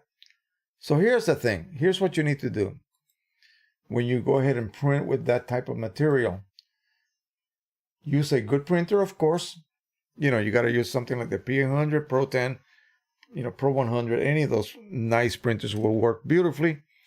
Print one side and wait until it is fully dry, because you may end up with roller marks. Okay. So what I would do, the most important part is this side. I would print the back first. Okay. And then go ahead and print the other side once it is dry. And again, you could knock out 50 of these in a matter of one morning. And so they've given us the ability to do this relatively easy at home with just a commonly available printer. Pretty awesome. Okie dokie. So, again, that was one of the questions. That was being asked about me by someone about, using Epson papers on a Canon printer specifically. And the same thing could occur the other way. Epson printer using Canon papers. You just got to try and then use the commonly available, because no one's going to make ICC profiles. Really, they're not going to make ICC profiles for you unless you pay. So you're not going to find them. You're not going to find on the Canon side ICC profiles for Epson papers. Are you kidding me? Of course not. And vice versa. It's not going to happen. So you need to make them yourself, and then you need to adjust your ink densities accordingly. Now, someone also asked me this. They wanted to know, where the heck is the saturation adjuster or slider in a Canon printer? And I thought, is there even such a thing? Let's take a look. So I guess somebody needed to do an increase in saturation. I don't know why they want to do that, because if you have a properly calibrated system, you should not have to, do that at all. So let's just go ahead and pick the Pro 1000. Why not? It's my favorite at this point. Canon printer, that is. So we'll close that up.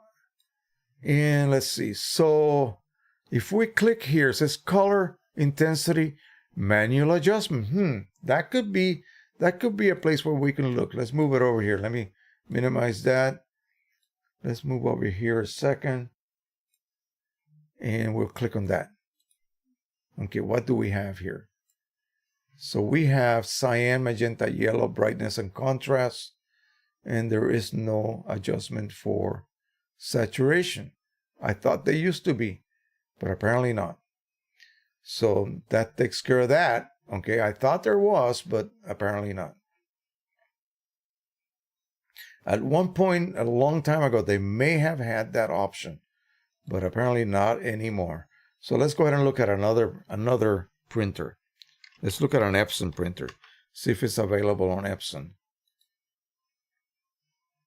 So we'll pick the, the 3880, an oldie but goodie, 3800. Okay, so how do we find any of this option? User defined, blah, blah, blah, blah. How about here, color and photo enhance, color controls advanced. So here we go. This is all manual stuff. And indeed, you do have a saturation level slider. Contrast, brightness. So apparently Canon did away with that, but Epson kept theirs. Isn't that interesting? So now I got to go back and apologize to this person, because I thought for sure there was going to be a saturation adjustment on the Canon printers. Apparently not. All right, let's see what else we got here. We got a couple of more tabs to go through here. I wanted to share with you something I found about people often ask me, they're in Europe, and I always give them Octo Ink, because that's in the UK and they will ship throughout Europe. But what if you're in Germany? If you're in Germany, there's OCP. And OCP is one of the oldest ink companies out there. And I want to show you what they have, because it's quite interesting. I used to buy OCP ink all the time for my 3800, my original 3800 that is sitting dead on my floor right now because of a bad motherboard that I could never repair. I could never, even after replacing it, it never worked. It just does not print. It goes through all of the motions except actually laying ink on paper. Okay, it stopped doing that like that. One minute it was good, the next minute it was not. Okay, so I've given up on it. But anyway, I used their pigment ink set. Okay, I bought it from a U.S. distributor. That was wow, what was the name? Ink RJet Tech. RJet, like a jet plane, and then TEC, rjettech.com. But anyway, they sell OCP inks. And I want to show you what the OCP site looks like. So here we are. Search by inkjet. So you can search by laser, inkjet supplies, inkjet equipment, basically refilling. These people are the suppliers for all of those kiosks that you may remember seeing. I haven't seen one lately, but back in the days when you used to be able to refill just about anything. Excuse me. You would see these kiosks at malls. And I used to be able to take my old, let me go back, like Lexmark cartridges and refill those. This is a brand new one. I use this on my disc printing printer, by the way. But anyway, you used to be able to refill these at the mall for you. So they're the ones that provided them with all of those dye inks and the actual machines that do the process. And but anyway, they have just about everything under the sun when it comes to printer type equipment and supplies and tools, that type of thing. So take a look at that if you're interested.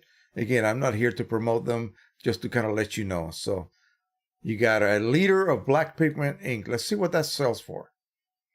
I think you might be extremely surprised. For an HP 300, big deal. I mean, it doesn't matter. But look at the price. It's like 13 euros, okay? If you buy one or two, 13 euros for a liter of ink. I mean, come on. I used to buy ink for my 3800, like I said, and it came out to something like 3.5 cents per ml. That's if I bought it on a 16-ounce bottle, that is. So again, ridiculously low price. And as long as you're printing on matte media that did not require gloss, okay, you were fine. It was fantastic. It was the ink that I used when I was learning how to print on that Canson watercolor paper. I first used the 3800 for that. And that particular matte black ink from OCP was incredibly dense. I think it's as good or better than this high density HD inks that they're being sold now for the Epson, Sure Color series. I think it was much better than that. What about you want to reset your Epson printers, ink counters? How about the chipless solution? All of this stuff. toolmanuals.com. Let's jump over to that. Okay, so take a look at this as well. I'm going to turn myself off here because I'm blocking some of the site. Okay. So you can download the Wick Reset utility here. You can buy a reset key. And let's watch a video real quick here. I think it's only like 30 seconds.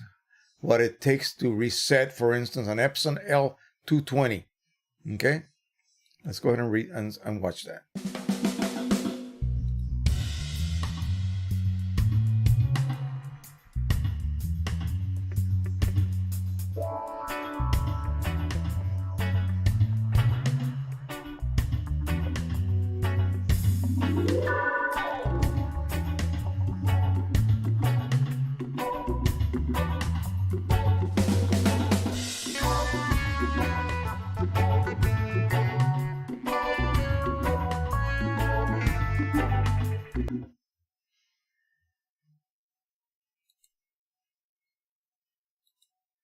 Isn't that amazing? It actually does take that little amount of time.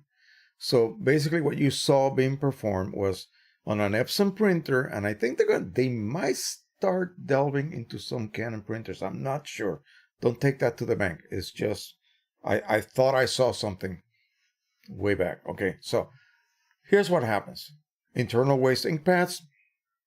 Anytime you remove a cartridge, install a new cartridge, an ink purge is, generated because they want that cartridge you install, especially if you refilled it, to actually be flowing ink into the printhead. So the only way to make sure it's doing that is to expel some of the ink out of the printhead, and with it, then some of the ink from the cartridge enters the printhead. Now we know we are primed. Unfortunately, that doesn't happen to just that one cartridge. It happens to all of the other cartridges as well. There's no way to isolate them. So all of that wasted ink, really for naught, goes into the internal waste pads. The counter is ticking higher and higher and higher. Now, some of these printers, you can actually diverge that ink waste tubing outside and collect your ink in a bottle, such as this. And then when you're done, you dispose of it accordingly. I like to put bleach in it, and once it basically becomes almost like a grayish color, down the toilet, then it's safe. You can actually get rid of it, because especially dye inks, they're organic, so it'll be fine. So as long as you bleach them out.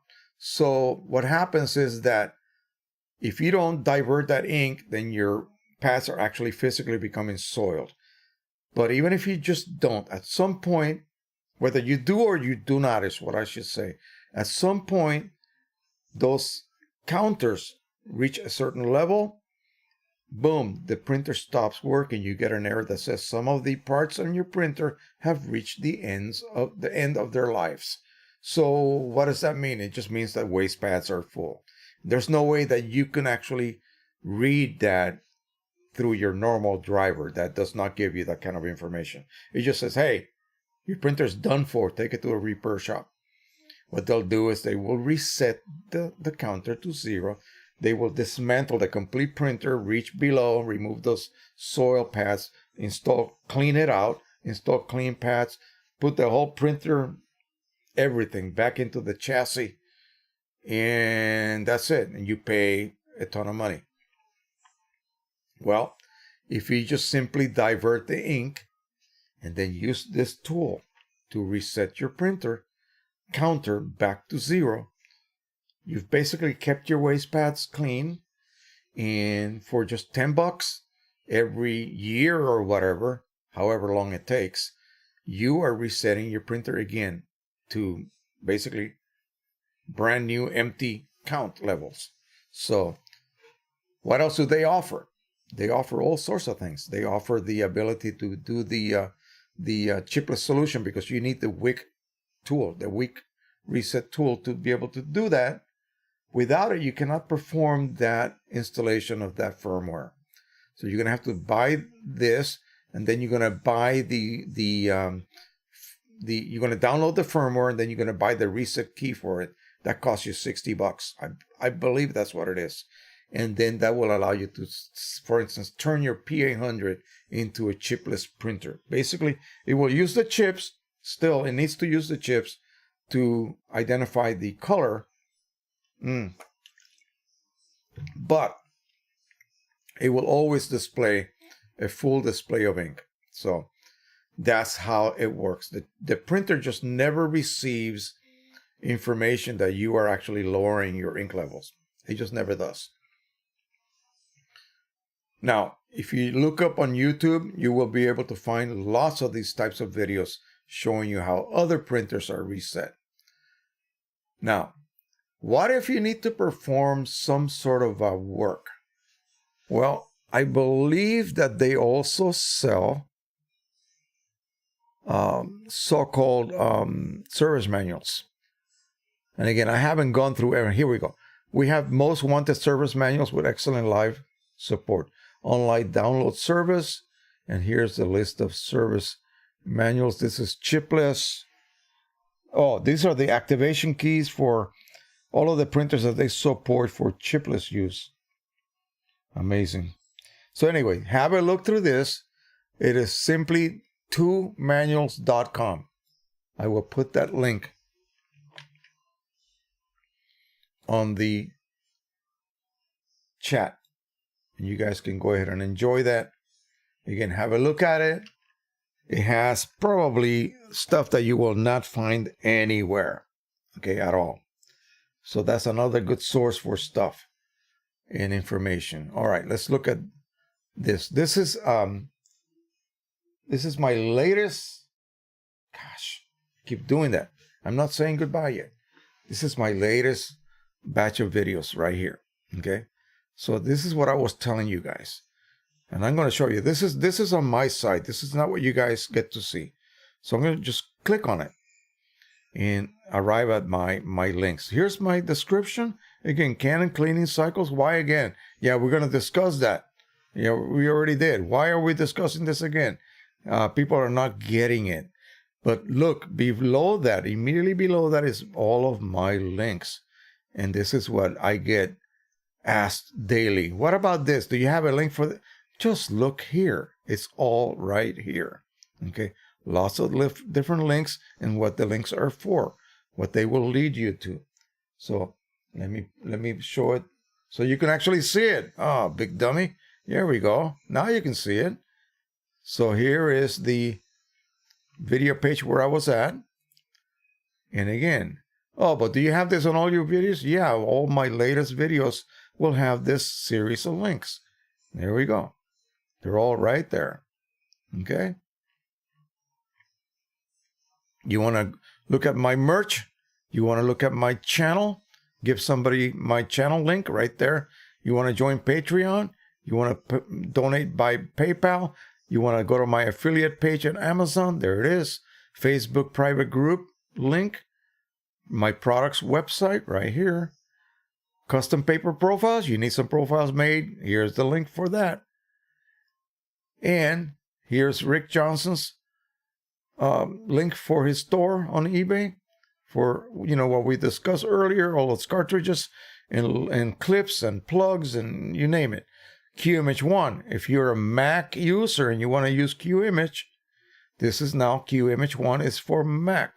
They also have it for Windows. This is a watered down version of QImage Ultimate. How about if you want to refill your cartridges from Canon, but you need cheaper priced inks that are OEM, 700 ml cartridges for the Pro 1000 refilling, as well as the Pro 2000, but they are actually used for the Pro 2000 and up. So these are actual OEM cartridges that will fit the Pro 2000 and up, but I use their inks to refill my Pro 1000. Okay, $225 with free shipping to the United States. Pro 100 cleaning cycles. Hey, here's an article on that. Take a look at that. Epson OEM HDR inks in bulk. Yes. If you want to refill some of your PA100s with correct HDR inks, this is the link right here. There's a promo code that you can use. Anyway, so it's all there. All you got to do is just take the time to look, okay? If you don't look, you will not see it, and you will be asking me again about all of this stuff that's already available for you. I've made it available for you. All right. Let's take a very, very quick look at Facebook and see what is new on the horizon there. All right. So we're going to remove this. We don't need it anymore.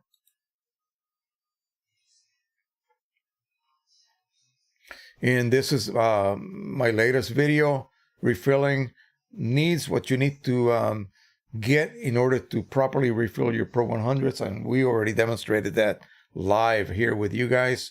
So I'm going to leave that on top. Now, here is what someone was asking about piezoography. So piezoography, let me look at the Inkjet Mall site and I'll show you.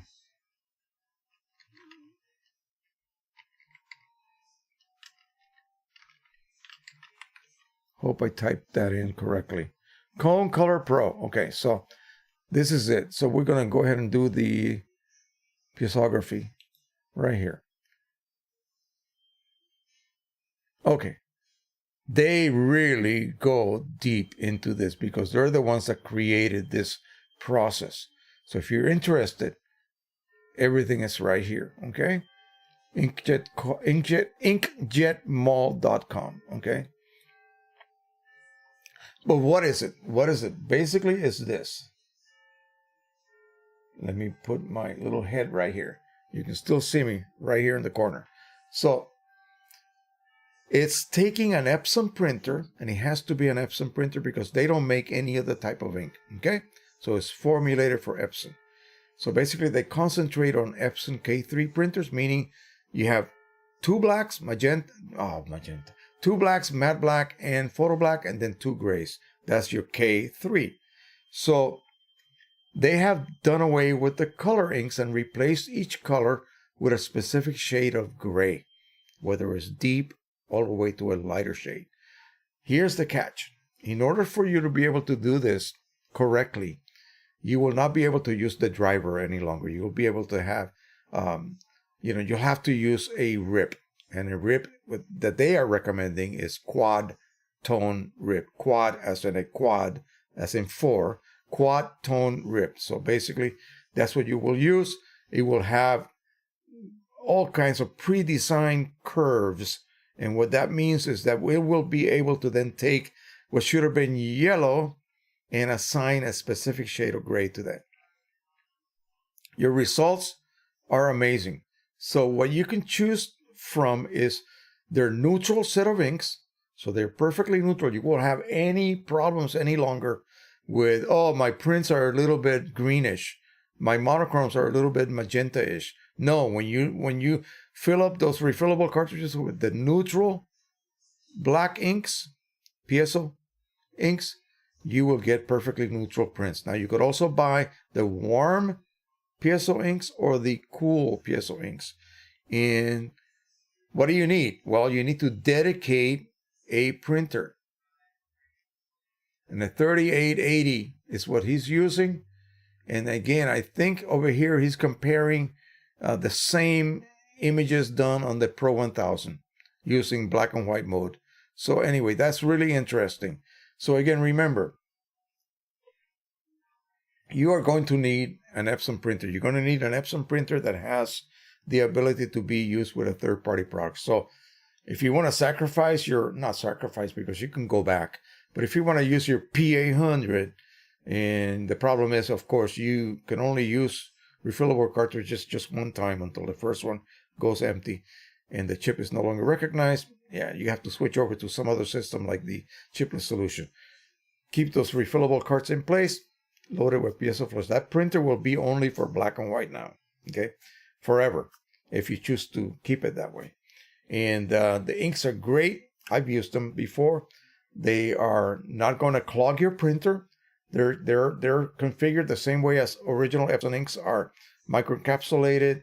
Again, like I said, if you buy the warm set, you will get consistently slightly warm. I'm not talking about sepia tone. I'm talking about slightly warm and slightly cool or perfectly dead on neutral. It's not cheap, and you do have to dedicate a printer. So in the case of me, I got a couple of Epson 3880, a 3800 that I could be using for that. I got a R3000 that I could be using for that easily. Okay, all I got to do is provide refillable cartridges and just load them with those inks, and then learn how to use the RIP software to be able to print your prints. And there's a lot of information about that. And they run workshops. I think they're up in Vermont. So they run these workshops that are strictly for piezography, black and white printing, all of this stuff. They do all sorts of things. They were the pioneers that came up with this system. So they sort of own it. And this is right now, I think, right on the very top news on my group, my Facebook group. So I know there was one person that was interested in that. Go ahead and take a look at that.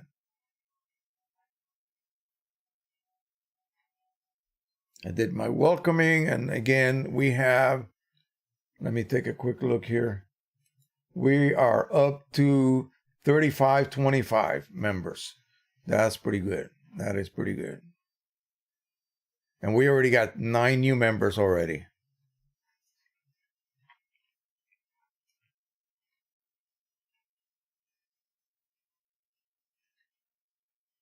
All right, this is an interesting question, and I'll probably deal with this as we'll go until 7 o'clock tonight, and that should be plenty.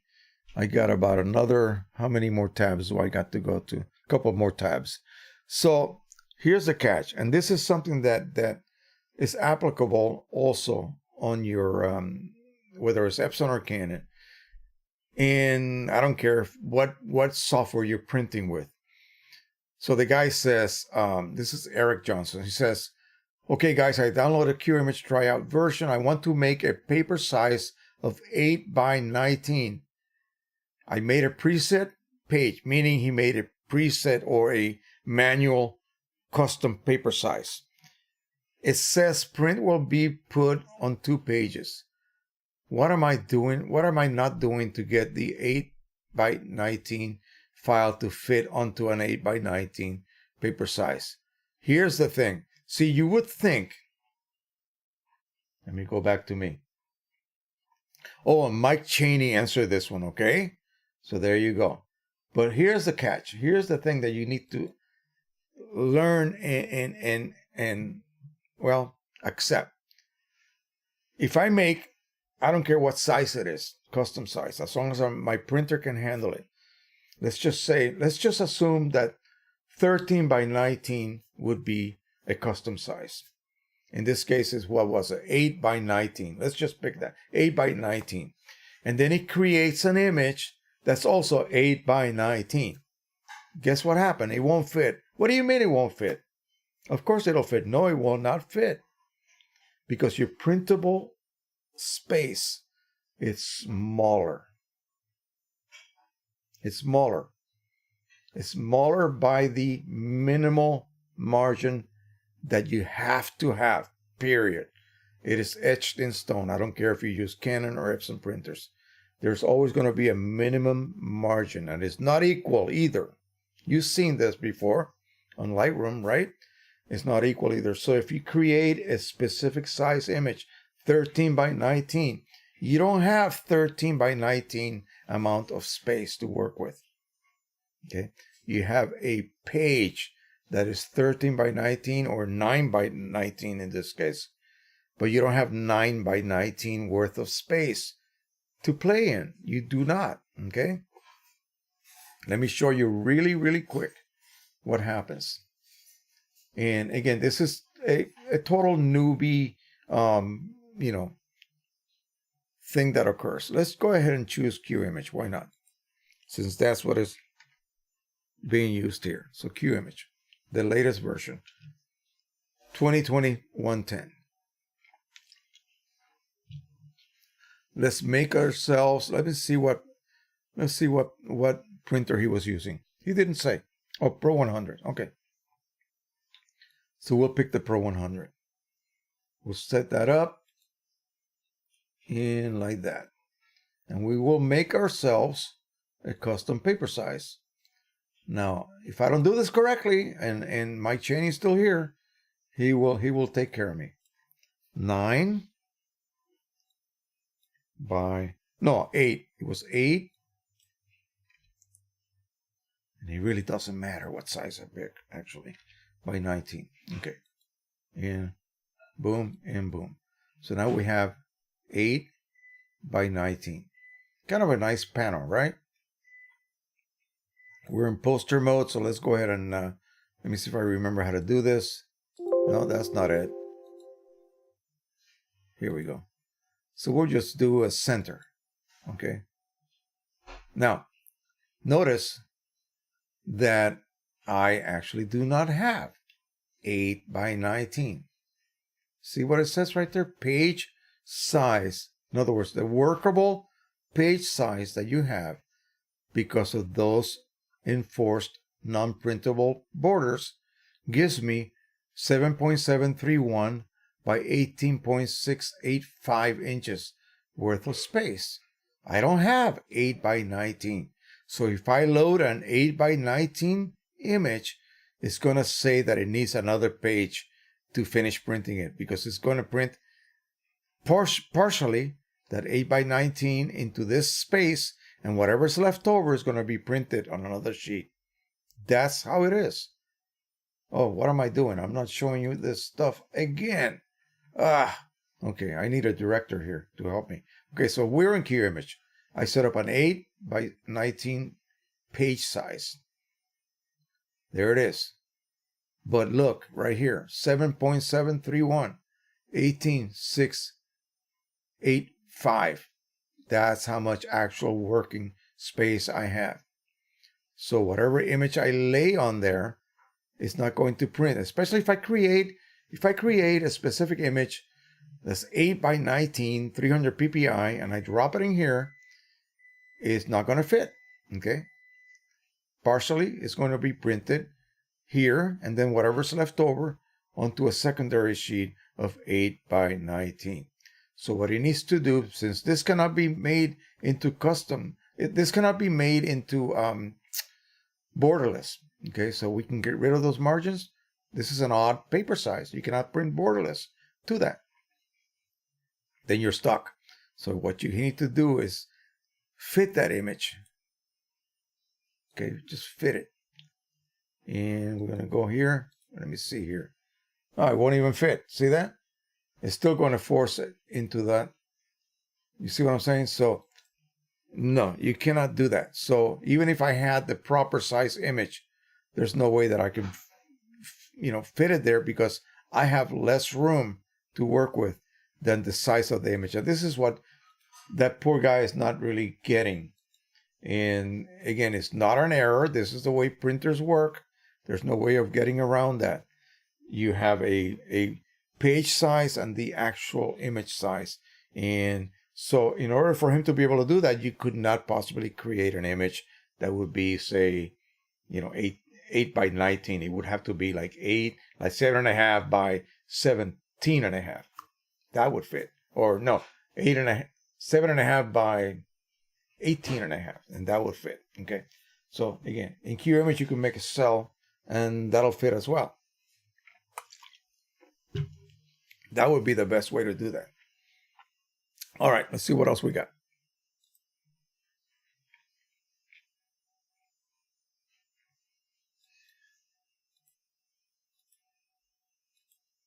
Oh, people asking me for files. Well, they're here. Just go to my Facebook group. Let's go ahead and start from the top. So we got 2 new people here. Let's give them approval right here on the fly. So there you go. They're just coming on like there's no tomorrow. I love it. Join this group. Okay. So you're here. You landed here, and you want a file. Here it is. Files. Boom. And I finally uploaded all of the individual files that were inside this big test image .rar. And no one with a Mac can open a .rar, I believe. So I decided to load the files enclosed in that RAR. Windows can, but I don't think Apple can, right here individually. So you just go ahead and download a PDI test image. Now, what do these look like? Let me show you what they look like. Let me take you over to and I think I showed you last week what those look like. But in case you haven't seen them, they're really neat and really useful images. If I could find it. Test image. Come on, guys. Let me type in test. Here we go. So here are the images. Let me make this big. We'll put some big icons here. I have the folder here. And again, they just include all of these. So this is the one that I showed you earlier. This is this one right here. You see that? That's the one I used for this little test. It's a great one because it gives you the basic colors that you need. And one of these nice transition charts here that you can check your printer's ability to print really smooth transitions. Now, what we have here, this is a gamut test. And it's going to test the ability again of your printer to be able to print the most saturated red, magenta, cyan, yellow, green, and blue. Okay, and also black. And whether it can do it from saturation to white or from saturation to black. And then here's again a set of transitions. Here's another set, and then some regular images that you can go ahead and look and see how well the printer is producing these. And then here's one of the test images. Here's another one. It's basically a good one for testing ink starvation. If you're refilling and you want to test your printer whether it is providing enough ink, you'll see that here. Okay, because it'll stop. It will fail when it tries to print these very strong colors here. Here's the standard we all use right here. Here's another one. And one of the many types of test charts that are available. And then this one's really good if you're going to print only black and white. Okay, so you're not going to ever print color. This is the chart that you should be using. right here. Okie doke. That's about it for that. And again, all available for free. You don't have to search. These are all free images, but you would have to search high and low to try to find them. So I make this available for you guys so that you don't have to do that. Just directly go to my site and download them. Let's see what's available here for questions on the comment section of the YouTube. And also, hey, got any questions? Post them right now because we got about 45 more minutes before we say bye-bye for the week. So go ahead and post them. And if I need to go over time, that's no problem. I'll do that. So I just bought a Pro 2000. Okay, that's what this person says. I replaced a Z2100. That's probably an HP. Unfortunately, when I got the Pro 2000, on Thursday, I started it and got a hardware error on the ink pump's power supply. I am waiting patiently from my tech to come. Oh, man, that sucks. You talked about cleaning cycles. You did not mention how much ink a cleaning cycle uses. That's because we do not know. And it depends. They're always going to be variable, if you will. So I used about 4 liters of ink a year on my Z2100. It is 8 colors. I love the machine, but it no longer supported. Ink prices are rising and costs of fixing the machine and risks of the cost and the cost of Canon machine drove me to a Pro 2000. I have never seen a print on it, so I am flying blind. I print almost exclusively on canvas paper. I need to get this printer going. But regardless, how much ink does a machine use during a cleaning cycle? Again, all I can say is we do not know. Okay? You literally would have to weigh the cartridges before and after. That would be easy to do. Okay? That would be easy to do, and it would not require any kind of effort from you. Or you can weigh the so-called maintenance cartridge before and after. That will give you kind of a total amount of volume. And that's probably what I'm going to tell him. And again, here we go. Okay, Jose, the 60-hour, 120-hour, etc. rule is not set in stone. There are many variables of this. It seems that the printer decides each time when it will be based on. Okay, so what they're saying is that, remember I told you that if you print a lot, the more you print, the more residue you build up. Okay, so let's just show you 2 examples. I print 1 image, it runs a clean cycle. In 60 hours, the next image, I don't print anything for 60 hours. The next image beyond 60 hours will run a clean cycle. And again, I don't print anything until the next 60 hours pass. It will run a clean cycle. But what if I print a lot inside that window? Well, the more I print, the more residue I will build. So the printer will decide if it needs to run a preemptive cleaning cycle. Because, boy, Jose sure is generating a lot of residue. You see, so that is a variable, and that's there. It's built in. It's a very smart machine. It knows what to do. So in a way, he's right. But if I even include that, people will get even more confused. They're already confused as it is. So I just keep it at the 60 hour. Okay.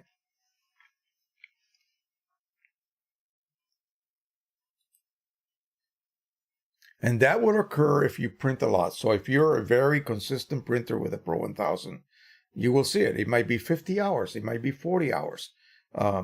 Agitation is always going to occur. The printer will actually make sure that your inks are fully suspended all the time.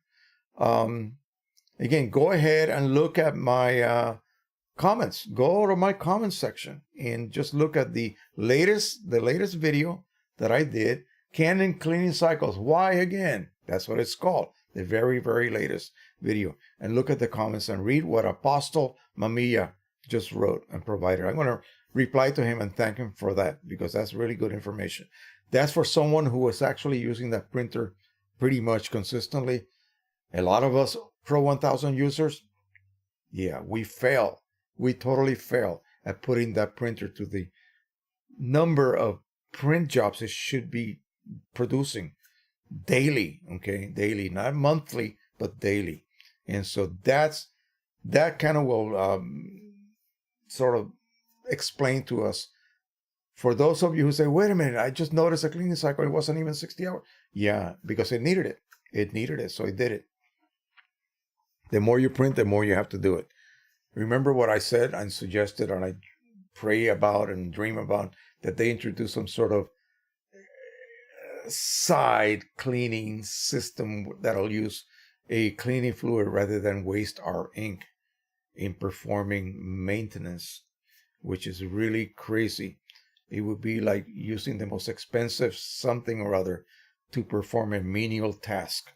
You see, I want to use cheap Windex to clean a window, not some expensive, $3 per ml type fluid. No, of course not. Even though I still say that ink is not really that great of a solvent if it's used just for that. Now it may be the case. I don't know, but they should make some sort of very almost matching type base solution that could be used instead to clean out the print hits as you print. But I can read this if you guys want to follow me, in case you don't go back and look. I think we should read this. Let's make it big. So, okay, the 60-hour, 120-hour, etc. rule is not set in stone. There are many variables to this. It seems that the printer decides each time what it will do based on multiple parameters that we are unaware of. It has a mind of its own, yes. It's determining when it needs it and why. Without going into much detail, I'm still gathering data from my prints. I time each and every print prior to and after printing. I have observed roughly same cleaning cycles when printing inside the 60-hour window and when, let's say, after a few days. Keep in mind that the printer will do a mini cleaning cycle, pre-prime, a cycle prime the head before and after each and every print. Doesn't even matter if it's a batch print, say for Q image. Yeah, that's true. So if you print 10 images, 10 prints, let's just say 10 copies or a batch job from Q image, every print will be preceded by a mini prime and a secondary prime after the print is done printing. Quick example. 50 hours from the last print, I got an agitation. It's always 33 seconds, totaling 101.1 minute and 24 seconds before printing starts, and a minute and 50 seconds cleaning after the print's finished. These are the times. Okay, not lengths of time, but actual times when they occur. Another day after 75 hours from the last print, the same as the previous example. When in theory, the cleaning cycle should have been longer. It did not agitate that time though. Yeah, it actually knows. Another day after 195 hours from the last print, again, got agitation. This time pre-print 1.36 versus 1.24. So slightly longer, but I will definitely say not massive difference. And after print, the same 1.50. The times differ ever so slightly each time, even when printing back to back, except for agitation. That's always 33 seconds. But from what I have observed, the times pre and after the print are roughly the same. And even after 200 hours. Oh, wow. Okay, so that's really good to know. Now, the printer is always on, and I've never let it without a print for more than 2 weeks or sometimes that long. When my data is conclusive, I will include weighing the maintenance cart. I will post on your Facebook group my finding. Awesome. See, this is the kind of stuff that we need. I just don't have the time to be doing this. I really do not. This would just be beyond, not that I could not do it, but it's just beyond what I can do for this channel at this point. That would take so much time to do. And this guy is dedicating himself to gather this amount of data. And this is the kind of data we do, because we're basically speculating from what was reported ages ago about an ancient nowadays printer, the 9500 Mark II. That's where all of this came from, or originally. The idea of these cleaning cycles, that's where it came from, okay? So the Pro 1000 may be a totally different animal, okay? And we'll have to revise our findings as people start reporting this type of data, and this guy's really taking the time to do this correctly. And let me see, someone else is. So anyway, we're going to look at this very carefully. It's the best I can do. And we'll see what that brings to us Pro 1000 users. I mean, that's what we need. We need some really good data that is actually verified by other folks. That's what we need. So let me look at the chat. I think we're done with the tabs here at this point. We'll look at the chat, see what else we got, and maybe we'll call it a slightly earlier night. I gotta eat supper. I haven't had that yet, so let's see what else we got here. We got about 30 folks here at this point still.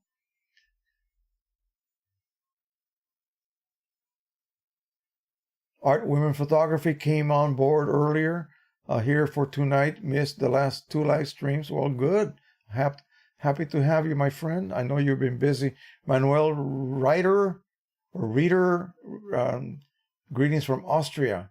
Any thoughts on the new Epson SureColor P7570? Really, I am not familiar with any of those. And the reason being is that there's no way I can house something like that here.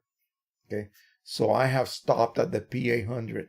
I thought possibly, if I could find one, maybe somebody bought it and doesn't want it, a P5000. That's the one I would like to try next.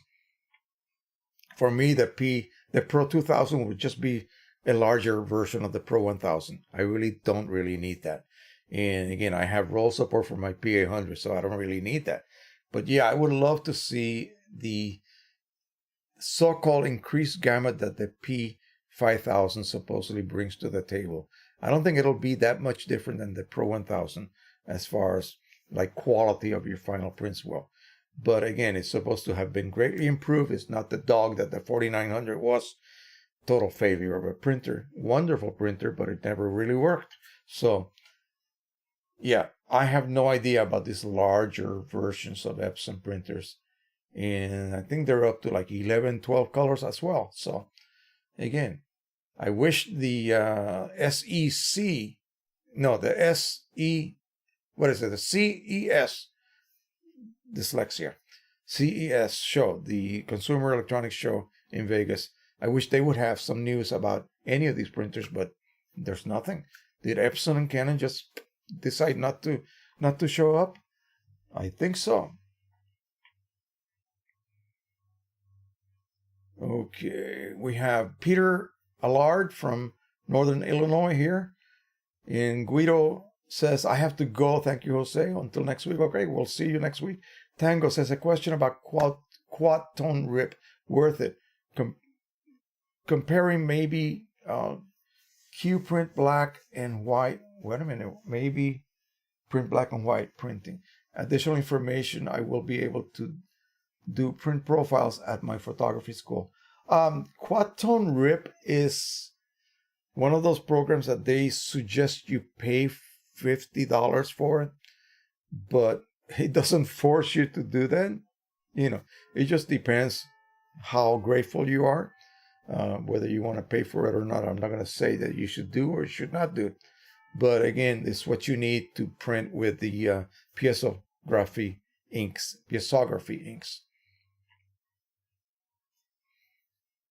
Art says, please remember to leave a thumbs up for Mr. J. Yes, please do that. If you like what we have seen put out here, we got 36 likes, 28 people still here. That's awesome. Thank you guys so much. And don't forget that link that I put there for the toolmanuals.com. Take a look at those. You'll find lots of things. Again, for those of you who like to tinker, you'll find the manuals there. And those manuals are not supposed to be spread around. They're not supposed to be available for a home user. It's only for service tech. Now, whether you will be able to perform some of the setup procedures, you might need and I don't know whether they also sell adjustment programs. I don't know. They might also sell those. And so you would be needing an adjustment program and the service manual hand in hand for a particular Epson printer. Usually it's for Epson printers, maybe for Canon printers as well, but you will not see too many of those. Michael Joyce says, hello, Jose.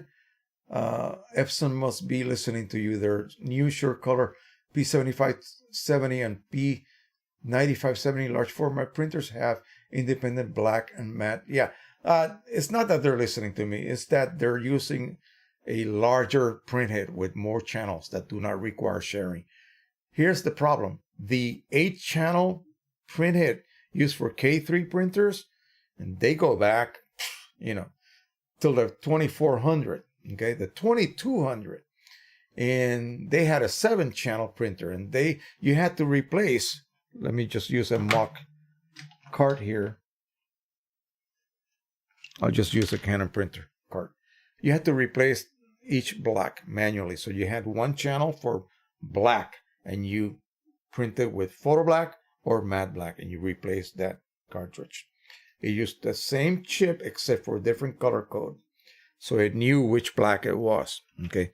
It just allowed it to be recognized properly just in the same slot. Later on, they decided to add an extra gray to the ink palette. So they went from a 7-channel printhead to an 8-channel printhead. And then they were still sharing that same black channel. They had 9 colors now, but you still shared it. So you still had to do the cartridge removal. 2880, the same thing. So now they got that really good quality 8-channel printhead, but they insist on a 9-color palette. So then they say, well, we're going to do you a huge favor, folks. We're going to allow you to not have to change your cartridges manually. You're going to be able to load them, and you'll have to perform an auto black ink switch. Well, none of the manual cartridge systems existed at that point. They went to immediately to the so-called stationary cartridge printers. The 3800 came out with that. 3880 and all of the larger format cartridges. Anything that used that 9-color palette and 8-channel printhead. So all they would have needed to do was to make a 9-channel printhead. Now the 1900, the 2000, and the P400, they use the same inks. They have 8 channels. They have 8 inks. They include matte and photo black. Okay, so again, no switch needed. So why can't they just make a 9-color printhead? Put it on the P800. That would solve that. No more hassles with black. Okay, when you switch over media types, one channel is deactivated and the other channel becomes activated. Boom, like that. It's not a valve that needs to physically move and flush out ink to allow the new ink to be activated. No, it's ridiculous. The larger format printers already have like an 11-channel printhead on it. So sure, they don't have to have black ink switch valves any longer. It's just the 9-color ink printers that are still using 8-channel printheads. Those are the ones that still using the antiquated black ink switch. Now, did they upgrade it? Did they perform some improvements on it? Supposedly. So I haven't heard any kind of problems from people using the switch mechanism on a P600, for instance. They failed miserably on the R3000. Oh yeah, all the time. Mine has. The P800 so far, knock on wood, still good. And so again, so far also on even my 3800s. I don't know why it hasn't failed yet, but still, maybe I use it often. That's why, that could be the reason. Henry Stoffel says, back from church. Hope none of your family or friends are devastated by the recent earthquakes in Puerto Rico. Yeah, that's very, very sad. I'll be frank with you guys. My last relative was my father's youngest niece. My family was not very big. Okay, my family was not very large. I think we'll probably talk about this a little bit, and then we just call it a night. We'll leave on that note. Okay, so unless you guys have any more questions you want to talk about here. So my grandma, my grandpa, they came from Spain. My grandma's from Mallorca, an island off the coast of Spain in the Mediterranean. My dad is from Galicia, Spain, which is opposite from Catalonia, which is the two regions that want to be autonomous from Spain. So my grandma and grandpa moved to Puerto Rico in like 1895 when it was still under Spanish rule. And then after the Spanish-American War and the Treaty of Paris, the Americans took over, made it a possession, I guess, and U.S. possession, and everybody became a citizen of the United States. So then my dad was born in 1920. His siblings, he's the youngest, the baby of all of them. So he had a sister, he had a brother who died of cancer, and he had a older sister. The first child was a sister. And that lady, Enriqueta was her name. She married a Spaniard, very well-to-do Spaniard, who had the Fuller Brush Company in the Caribbean, the distributorship. Okay, so we lived in his humongous mansion of a home that took a whole city block, totally fenced in, gardens and fountains, and you name it, every sort of luxury you could imagine. My parents lived upstairs, they lived downstairs, and the business was downstairs. My father worked for him. So my aunt had two kids, boy and a girl, and then my other aunt, the other girl, married and had two girls. She married an American. She had two redheads, freckle-faced redheads that looked like Lucille Ball. And then my aunt passed away. This aunt passed away, and now all of the cousins are gone. So I basically have no family there. I have probably their kids. I don't know about the two from my older aunt. I don't think they ever married. So, they did not produce any siblings. But the youngest of the aunts did produce those two girls. And their offspring now are living in Puerto Rico and in Florida. So they're there somewhere. I just haven't seen them since God knows when. So it's really, really bad there. I mean, terrible, terrible, terrible. Just really, really sad. They're just barely getting over the Hurricane Maria damage. Some of the areas have not even been touched as far as help yet. Recovery, they basically recovered all of the tourist areas to bring in the tourism so that they could help the economy grow again. But then they just got hit by another aftershock just a few hours ago, maybe yesterday. And so that did not help matters either. I pray that, we haven't had a tsunami or something hit. Okay, that would be just devastating. So anyway, that's the situation. And I don't know how to even approach this. I just donated some money. It's all I could do. And that's it. That's where I'm at. So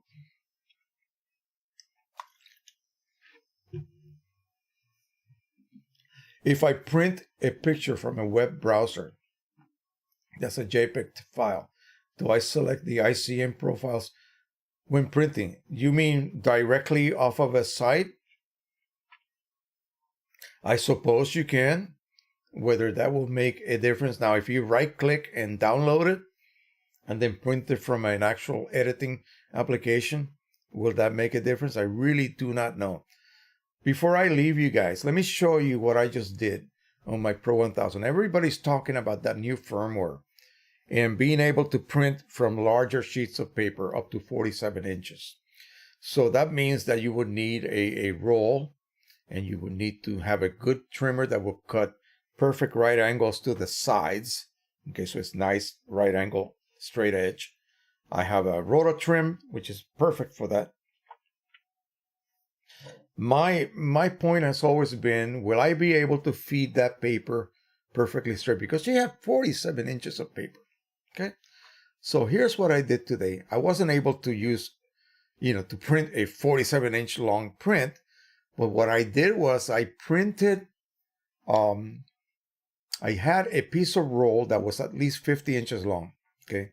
And I made sure that the front edge was trimmed perfect right angles to the sides. And I just went over to QImage. I made a custom size of, 17 by 25, which I think is probably close to the max for an unupdated Pro 1000. And I took that roll of 17-inch by, the piece of paper, 17-inch by 50 some odd inches, and I loaded it. And so I figure, well, I'm not going to be able to print a long panorama, but I'll be able to print 17 by 25. So I loaded my first image onto QImage.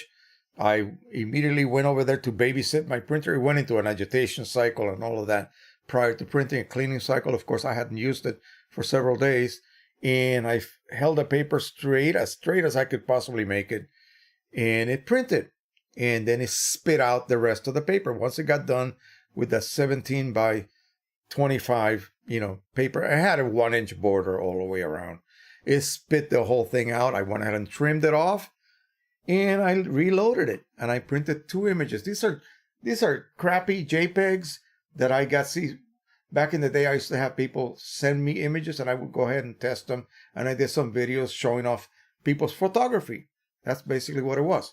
So I did this just this morning. Actually, no, last night. So here's the sunset. I'm going to have to back up. Back up. Way back here so you can see it.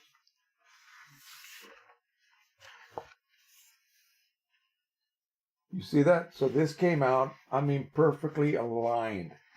So I may have to take back my words about not being able to align long papers with the Pro 1000. So I trimmed that off. Okay, I got done trimming that off. And I printed this one. Horizontal image. And again, let me back up here so you can see it. And the borders are even. They are not tapered. They are not off.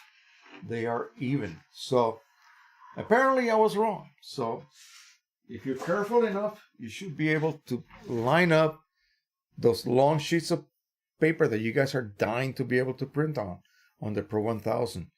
And when you send your print job over before the paper is beginning to be fed, make sure that you kind of, play with it, hold it, because even if your back paper holder is expanded maximum, you still have a lot of paper hanging on the back of it, and that could cause a little seesaw type action, and your paper edge, your front edge, will not be in the correct place. So you need to make sure that with your fingers you hold the paper in place until it is grabbed, and begins to feed. Once you do that, then it's good to go. And I suggest to you guys to set, and this is something that a Mac user could not find, quiet mode. Why can't you find that? I don't get it. Let me show you what quiet mode looks like. And what I mean by quiet mode is it just runs slower. And when it begins to feed the paper, it's not going to be a sudden grab and pull. It's going to be very, very gradual. And you sort of can control that paper as it's being grabbed initially and fed through the printer. Let me go ahead and look at the driver again. And I think that'll be the end for tonight's talk. But I want to show you what that looks like. So on a Windows machine, you should be able to see that. Let's look at the Pro 1000. Right click and printer preferences. So here we have what we need. So we go over to the maintenance tab and you have quiet settings. Do you see that? So right here, you can always use quiet mode. This is what I do all the time. I have the printer running slowly and quietly. Okay, it's going to print slower, sure. And also here, you can choose, let's see, don't detect mismatch of paper settings. And what that means is that on your so-called LCD, you notice that you have to pick a paper size. And then in your driver and your computer, you might pick another paper size. You would normally get an error because they would not match. Okay, what the LCD is saying you are using would not match what you're actually setting your driver on your computer to use. So you can eliminate that problem there. Now let me see if I could find the auto power. So here's what other people are also having problems with. I disable auto power off. Okay, no more. You have choices: enable it or completely stop it. So the printer will stay on constantly. There's another one here. Oh, this is the one you have to use for your media configuration when you create media configuration files.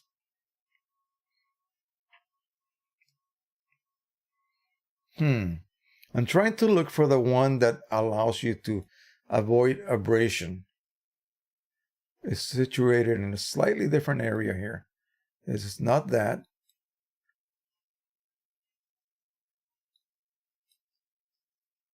Yeah, not that either. This is when you turn the printer off. So I don't know where they hit it.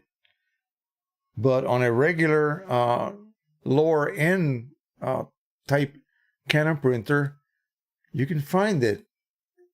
Maintenance and then custom settings and prevent paper abrasion. You see that? So apparently they may think it's not necessary for the Pro 1000. You see what I'm saying? So it may not be something that they feel you need to activate.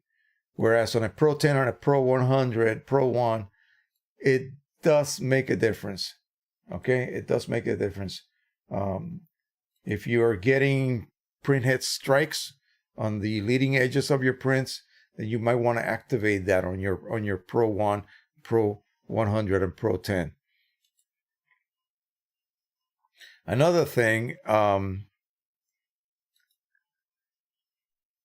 if you guys have to ever replace the printhead on a Pro 1, okay, in a Pro 100 is easy. You just open up the lid and the carriage moves to the center. Remove all of the cartridges, unclasp the clamps, and remove the printhead and replace it with a new printhead. Install your cartridges back on it, clamp it, of course, install your cartridges and close the lid, and the printhead will reprime and you're good to go. On a Pro 10, you have to press that second button on your front panel for about 5 seconds, and it will cause the printhead to lift and move to the center. On the Pro 1, no can do. Okay. Pro 1000 even allows you to do that yourself. It's got a procedure that you can access through your LCD screen. If you ever have to replace that expensive printhead, you can do it yourself. On the Pro 1, they don't want you to do it yourself. So I have the instructions, okay? I have the instructions that you need to perform to allow you to perform that printhead exchange or reinstallation. So why would you do that? Because the Pro 1 had a problem. Okay, B200 errors occur far too many times. It should not happen. And that's why they discontinued it. So there are still people out there like me that have a Pro 1. Thank goodness I have a spare printhead right now, just waiting for that day when I will have to change it again. And so you guys know, printheads have to be replaced on a Canon printer regularly. On a printer like the IPF 6440 or 6400 or 6450, this is like the best. I forget what the capacity was, but that printer was awesome. 2 printheads, and they have to be replaced like every 2.5 years. Okay, and it's something like $5 each one. So you spend like $1,000 just replacing printheads because they use up all of the redundant nozzles, and when one of them is out of when one channel is out of nozzles, each printhead has 6 channels. So 2 printheads, 6 plus 6. When one of those nozzles or one of those channels runs out of nozzles, that's it. You got to replace the whole printhead, even though the other channels may still have lots of accessible nozzles. They haven't been used yet. These printheads have more nozzles than they need. As you burn out nozzles, that's what you're doing on a Canon printer. The unused nozzles come into play. I mean, on the fly, you don't even see it. So you don't know, you have no warning when the last few nozzles are left, okay? And you know that in a few weeks, you're going to run out of them and you're going to need a new printhead. That's how it works. And so that is one of the things that you have to accept when you have an IPF 6400, 6450, or any of the larger Canon prior to the new Pro Series, okay? I believe that that's the way the Pro 1000 works as well.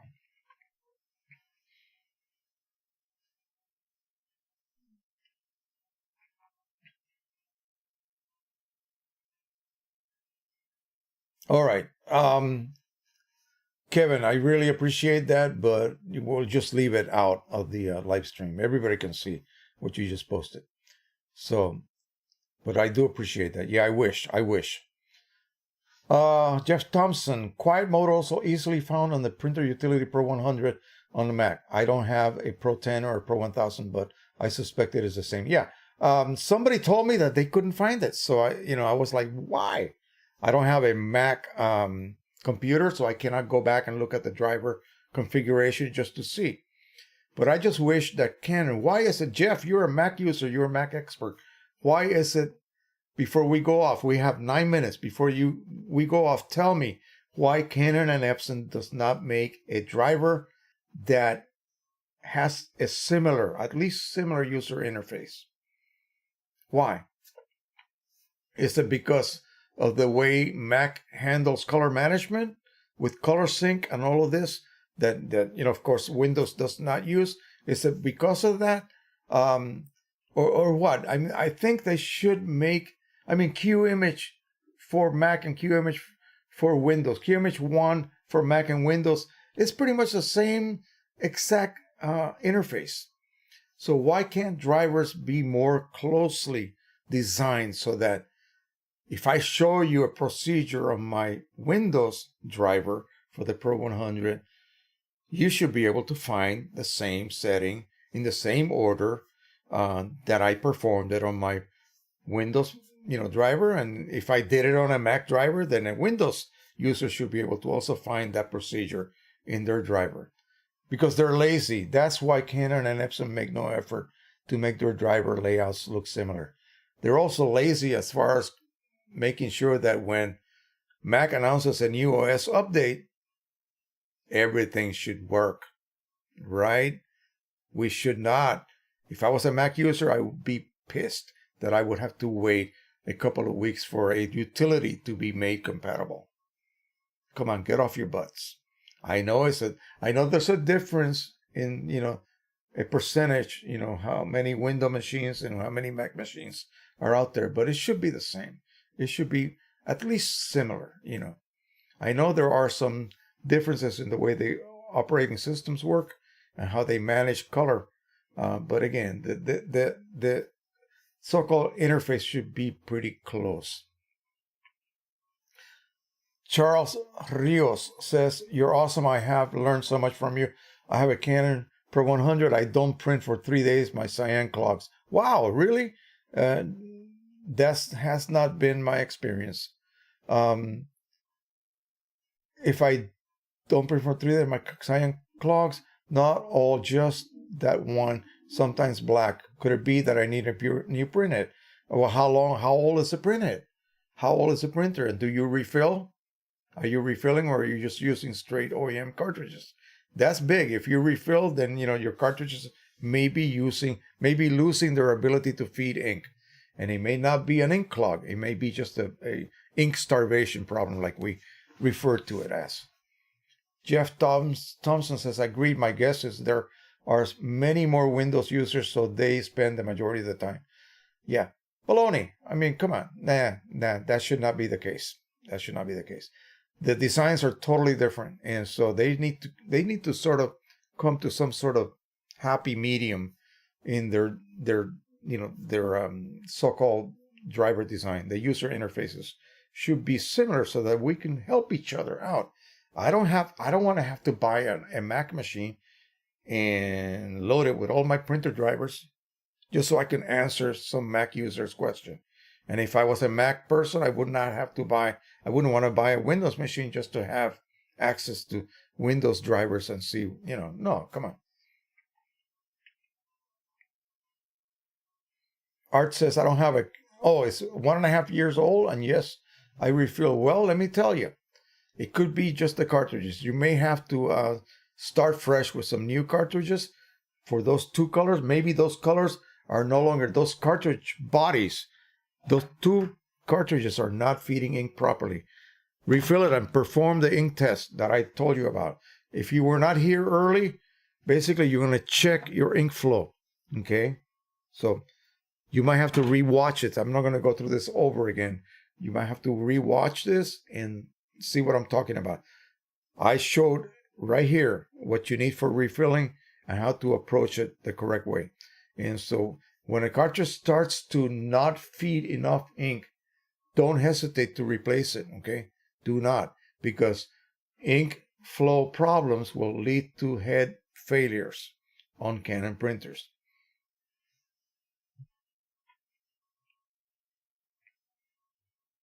I don't have a Canon. My Epson driver has a quiet mode on the interface depending on the application you're using. Is there an option? Is where the option is found. Okay. Charles Rio says, with the recommended tool you mentioned. I don't know what you mean by that. You mean this thing that I made here? I'm not sure what you mean. Okay. Saeed Ahmad. Hi, Jose. Thanks for answering my ICC and ICM question. Oh, you were the guy. Okay. Let's hope I will be able to add profiles from your Facebook that end in the file extension of ICM. Yeah, you should be able to. Yeah, you should. No problem. Charles Rio says precision colors. Charles Rio says, oh, I will definitely do all that. You the man. Yeah. Yeah. Let me leave you with this. There is a company out there that sells through Amazon. What do they sell? They sell prints of expired patents. Some of them are quite beautiful. Okay. These are blueprints. And so people like to collect these old historic patents, prints. And so what they do is they use Pro 100s. They have 100 of them.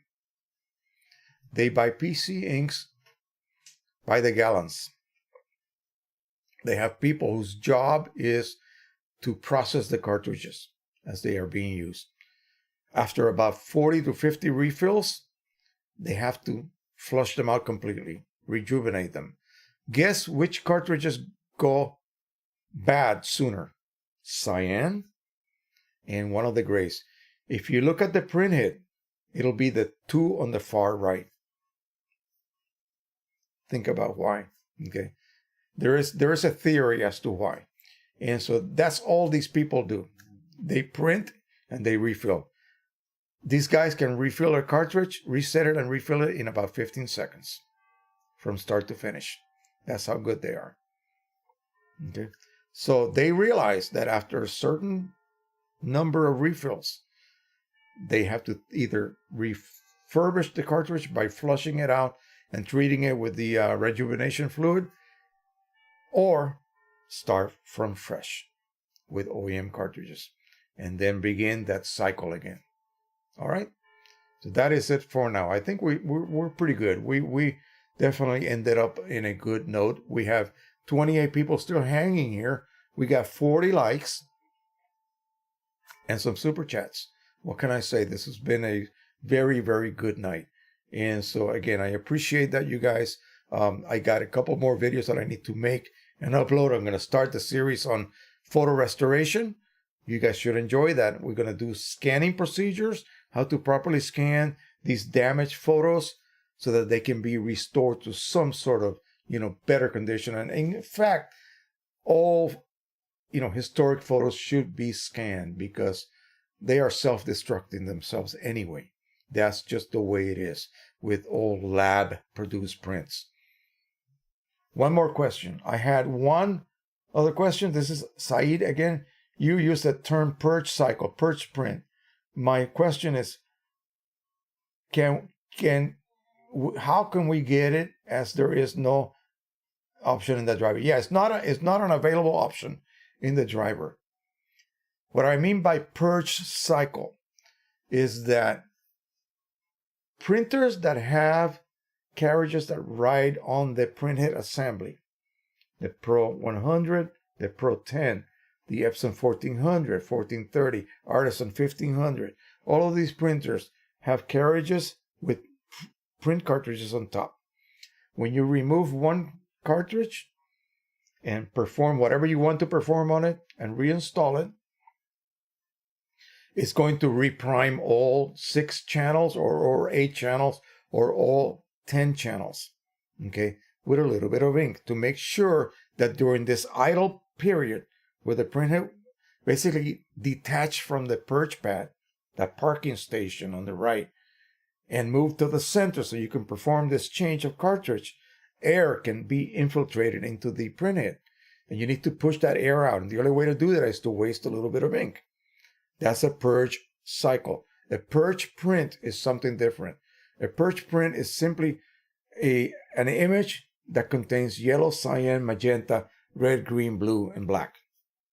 And you use that to print when you have a situation where maybe you didn't use your printer for a while and you have run a couple of clean cycles and you're almost there. You're almost there, but you don't really want to waste all of the ink that would be wasted on a cleaning cycle. So you just print one of these charts, okay? And it will exercise the Epson printer. You don't want to do this with a Canon printer because you want to have complete ink flow on a Canon printer. Canon printers will be damaged if you don't have sufficient ink flow. That's why it's important that you fix that cyan problem you have. So Epson printers, on the other hand, no damage. You can just print and you can force that last few, 3, 4, 5, 6 nozzles scattered throughout that were blocked. They will be cleared simply by printing a set of color patches. Purge. You're purging ink out through that system. Okay. So that's what that means. So nothing really fancy about it. So he says, I can see cleaning or deep cleaning cycle, no purge. Yeah, purge is what occurs when you change cartridges. That's it. And again, it will not happen on a printer that has cartridges that are stationary, meaning they're not really directly attached to the printhead. They are sitting stationarily and they don't move. They just feed ink. So when you change one of those cartridges, you will not have to reprime the printhead because the printhead was never moved to begin with, okay? It never moved to the center position. Thomas, he super chatted us CHF10. Thank you. I'll look that up. I really don't know what that is in like dollars or anything like that. Julian Tamayo says, thank you for your advice. It's been great help with my printer choice, Canon Pro 100. And Saeed Ahmad says, thanks, Jose. All right. So I think that's it. We're going to go ahead and say goodnight. I'm going to go ahead and start my music again. And again, thank you guys so much again for hanging with us tonight. And again, we'll just keep doing this as long as you guys want to keep coming over and hanging with us. We'll continue to do this. So again, keep track of my latest videos that I'll be having. I have one drone video battery test that I uploaded today will be actually up tomorrow. You should be able to see that. Again, if you're interested in some drone photography, I'm the guy to go to. And so I will take care of you guys and show you what you need to get, what you need to buy, the best approach to this type of field. It's again the same photography field, just from the air, different viewpoint. So thank you so much. Bye bye, everybody.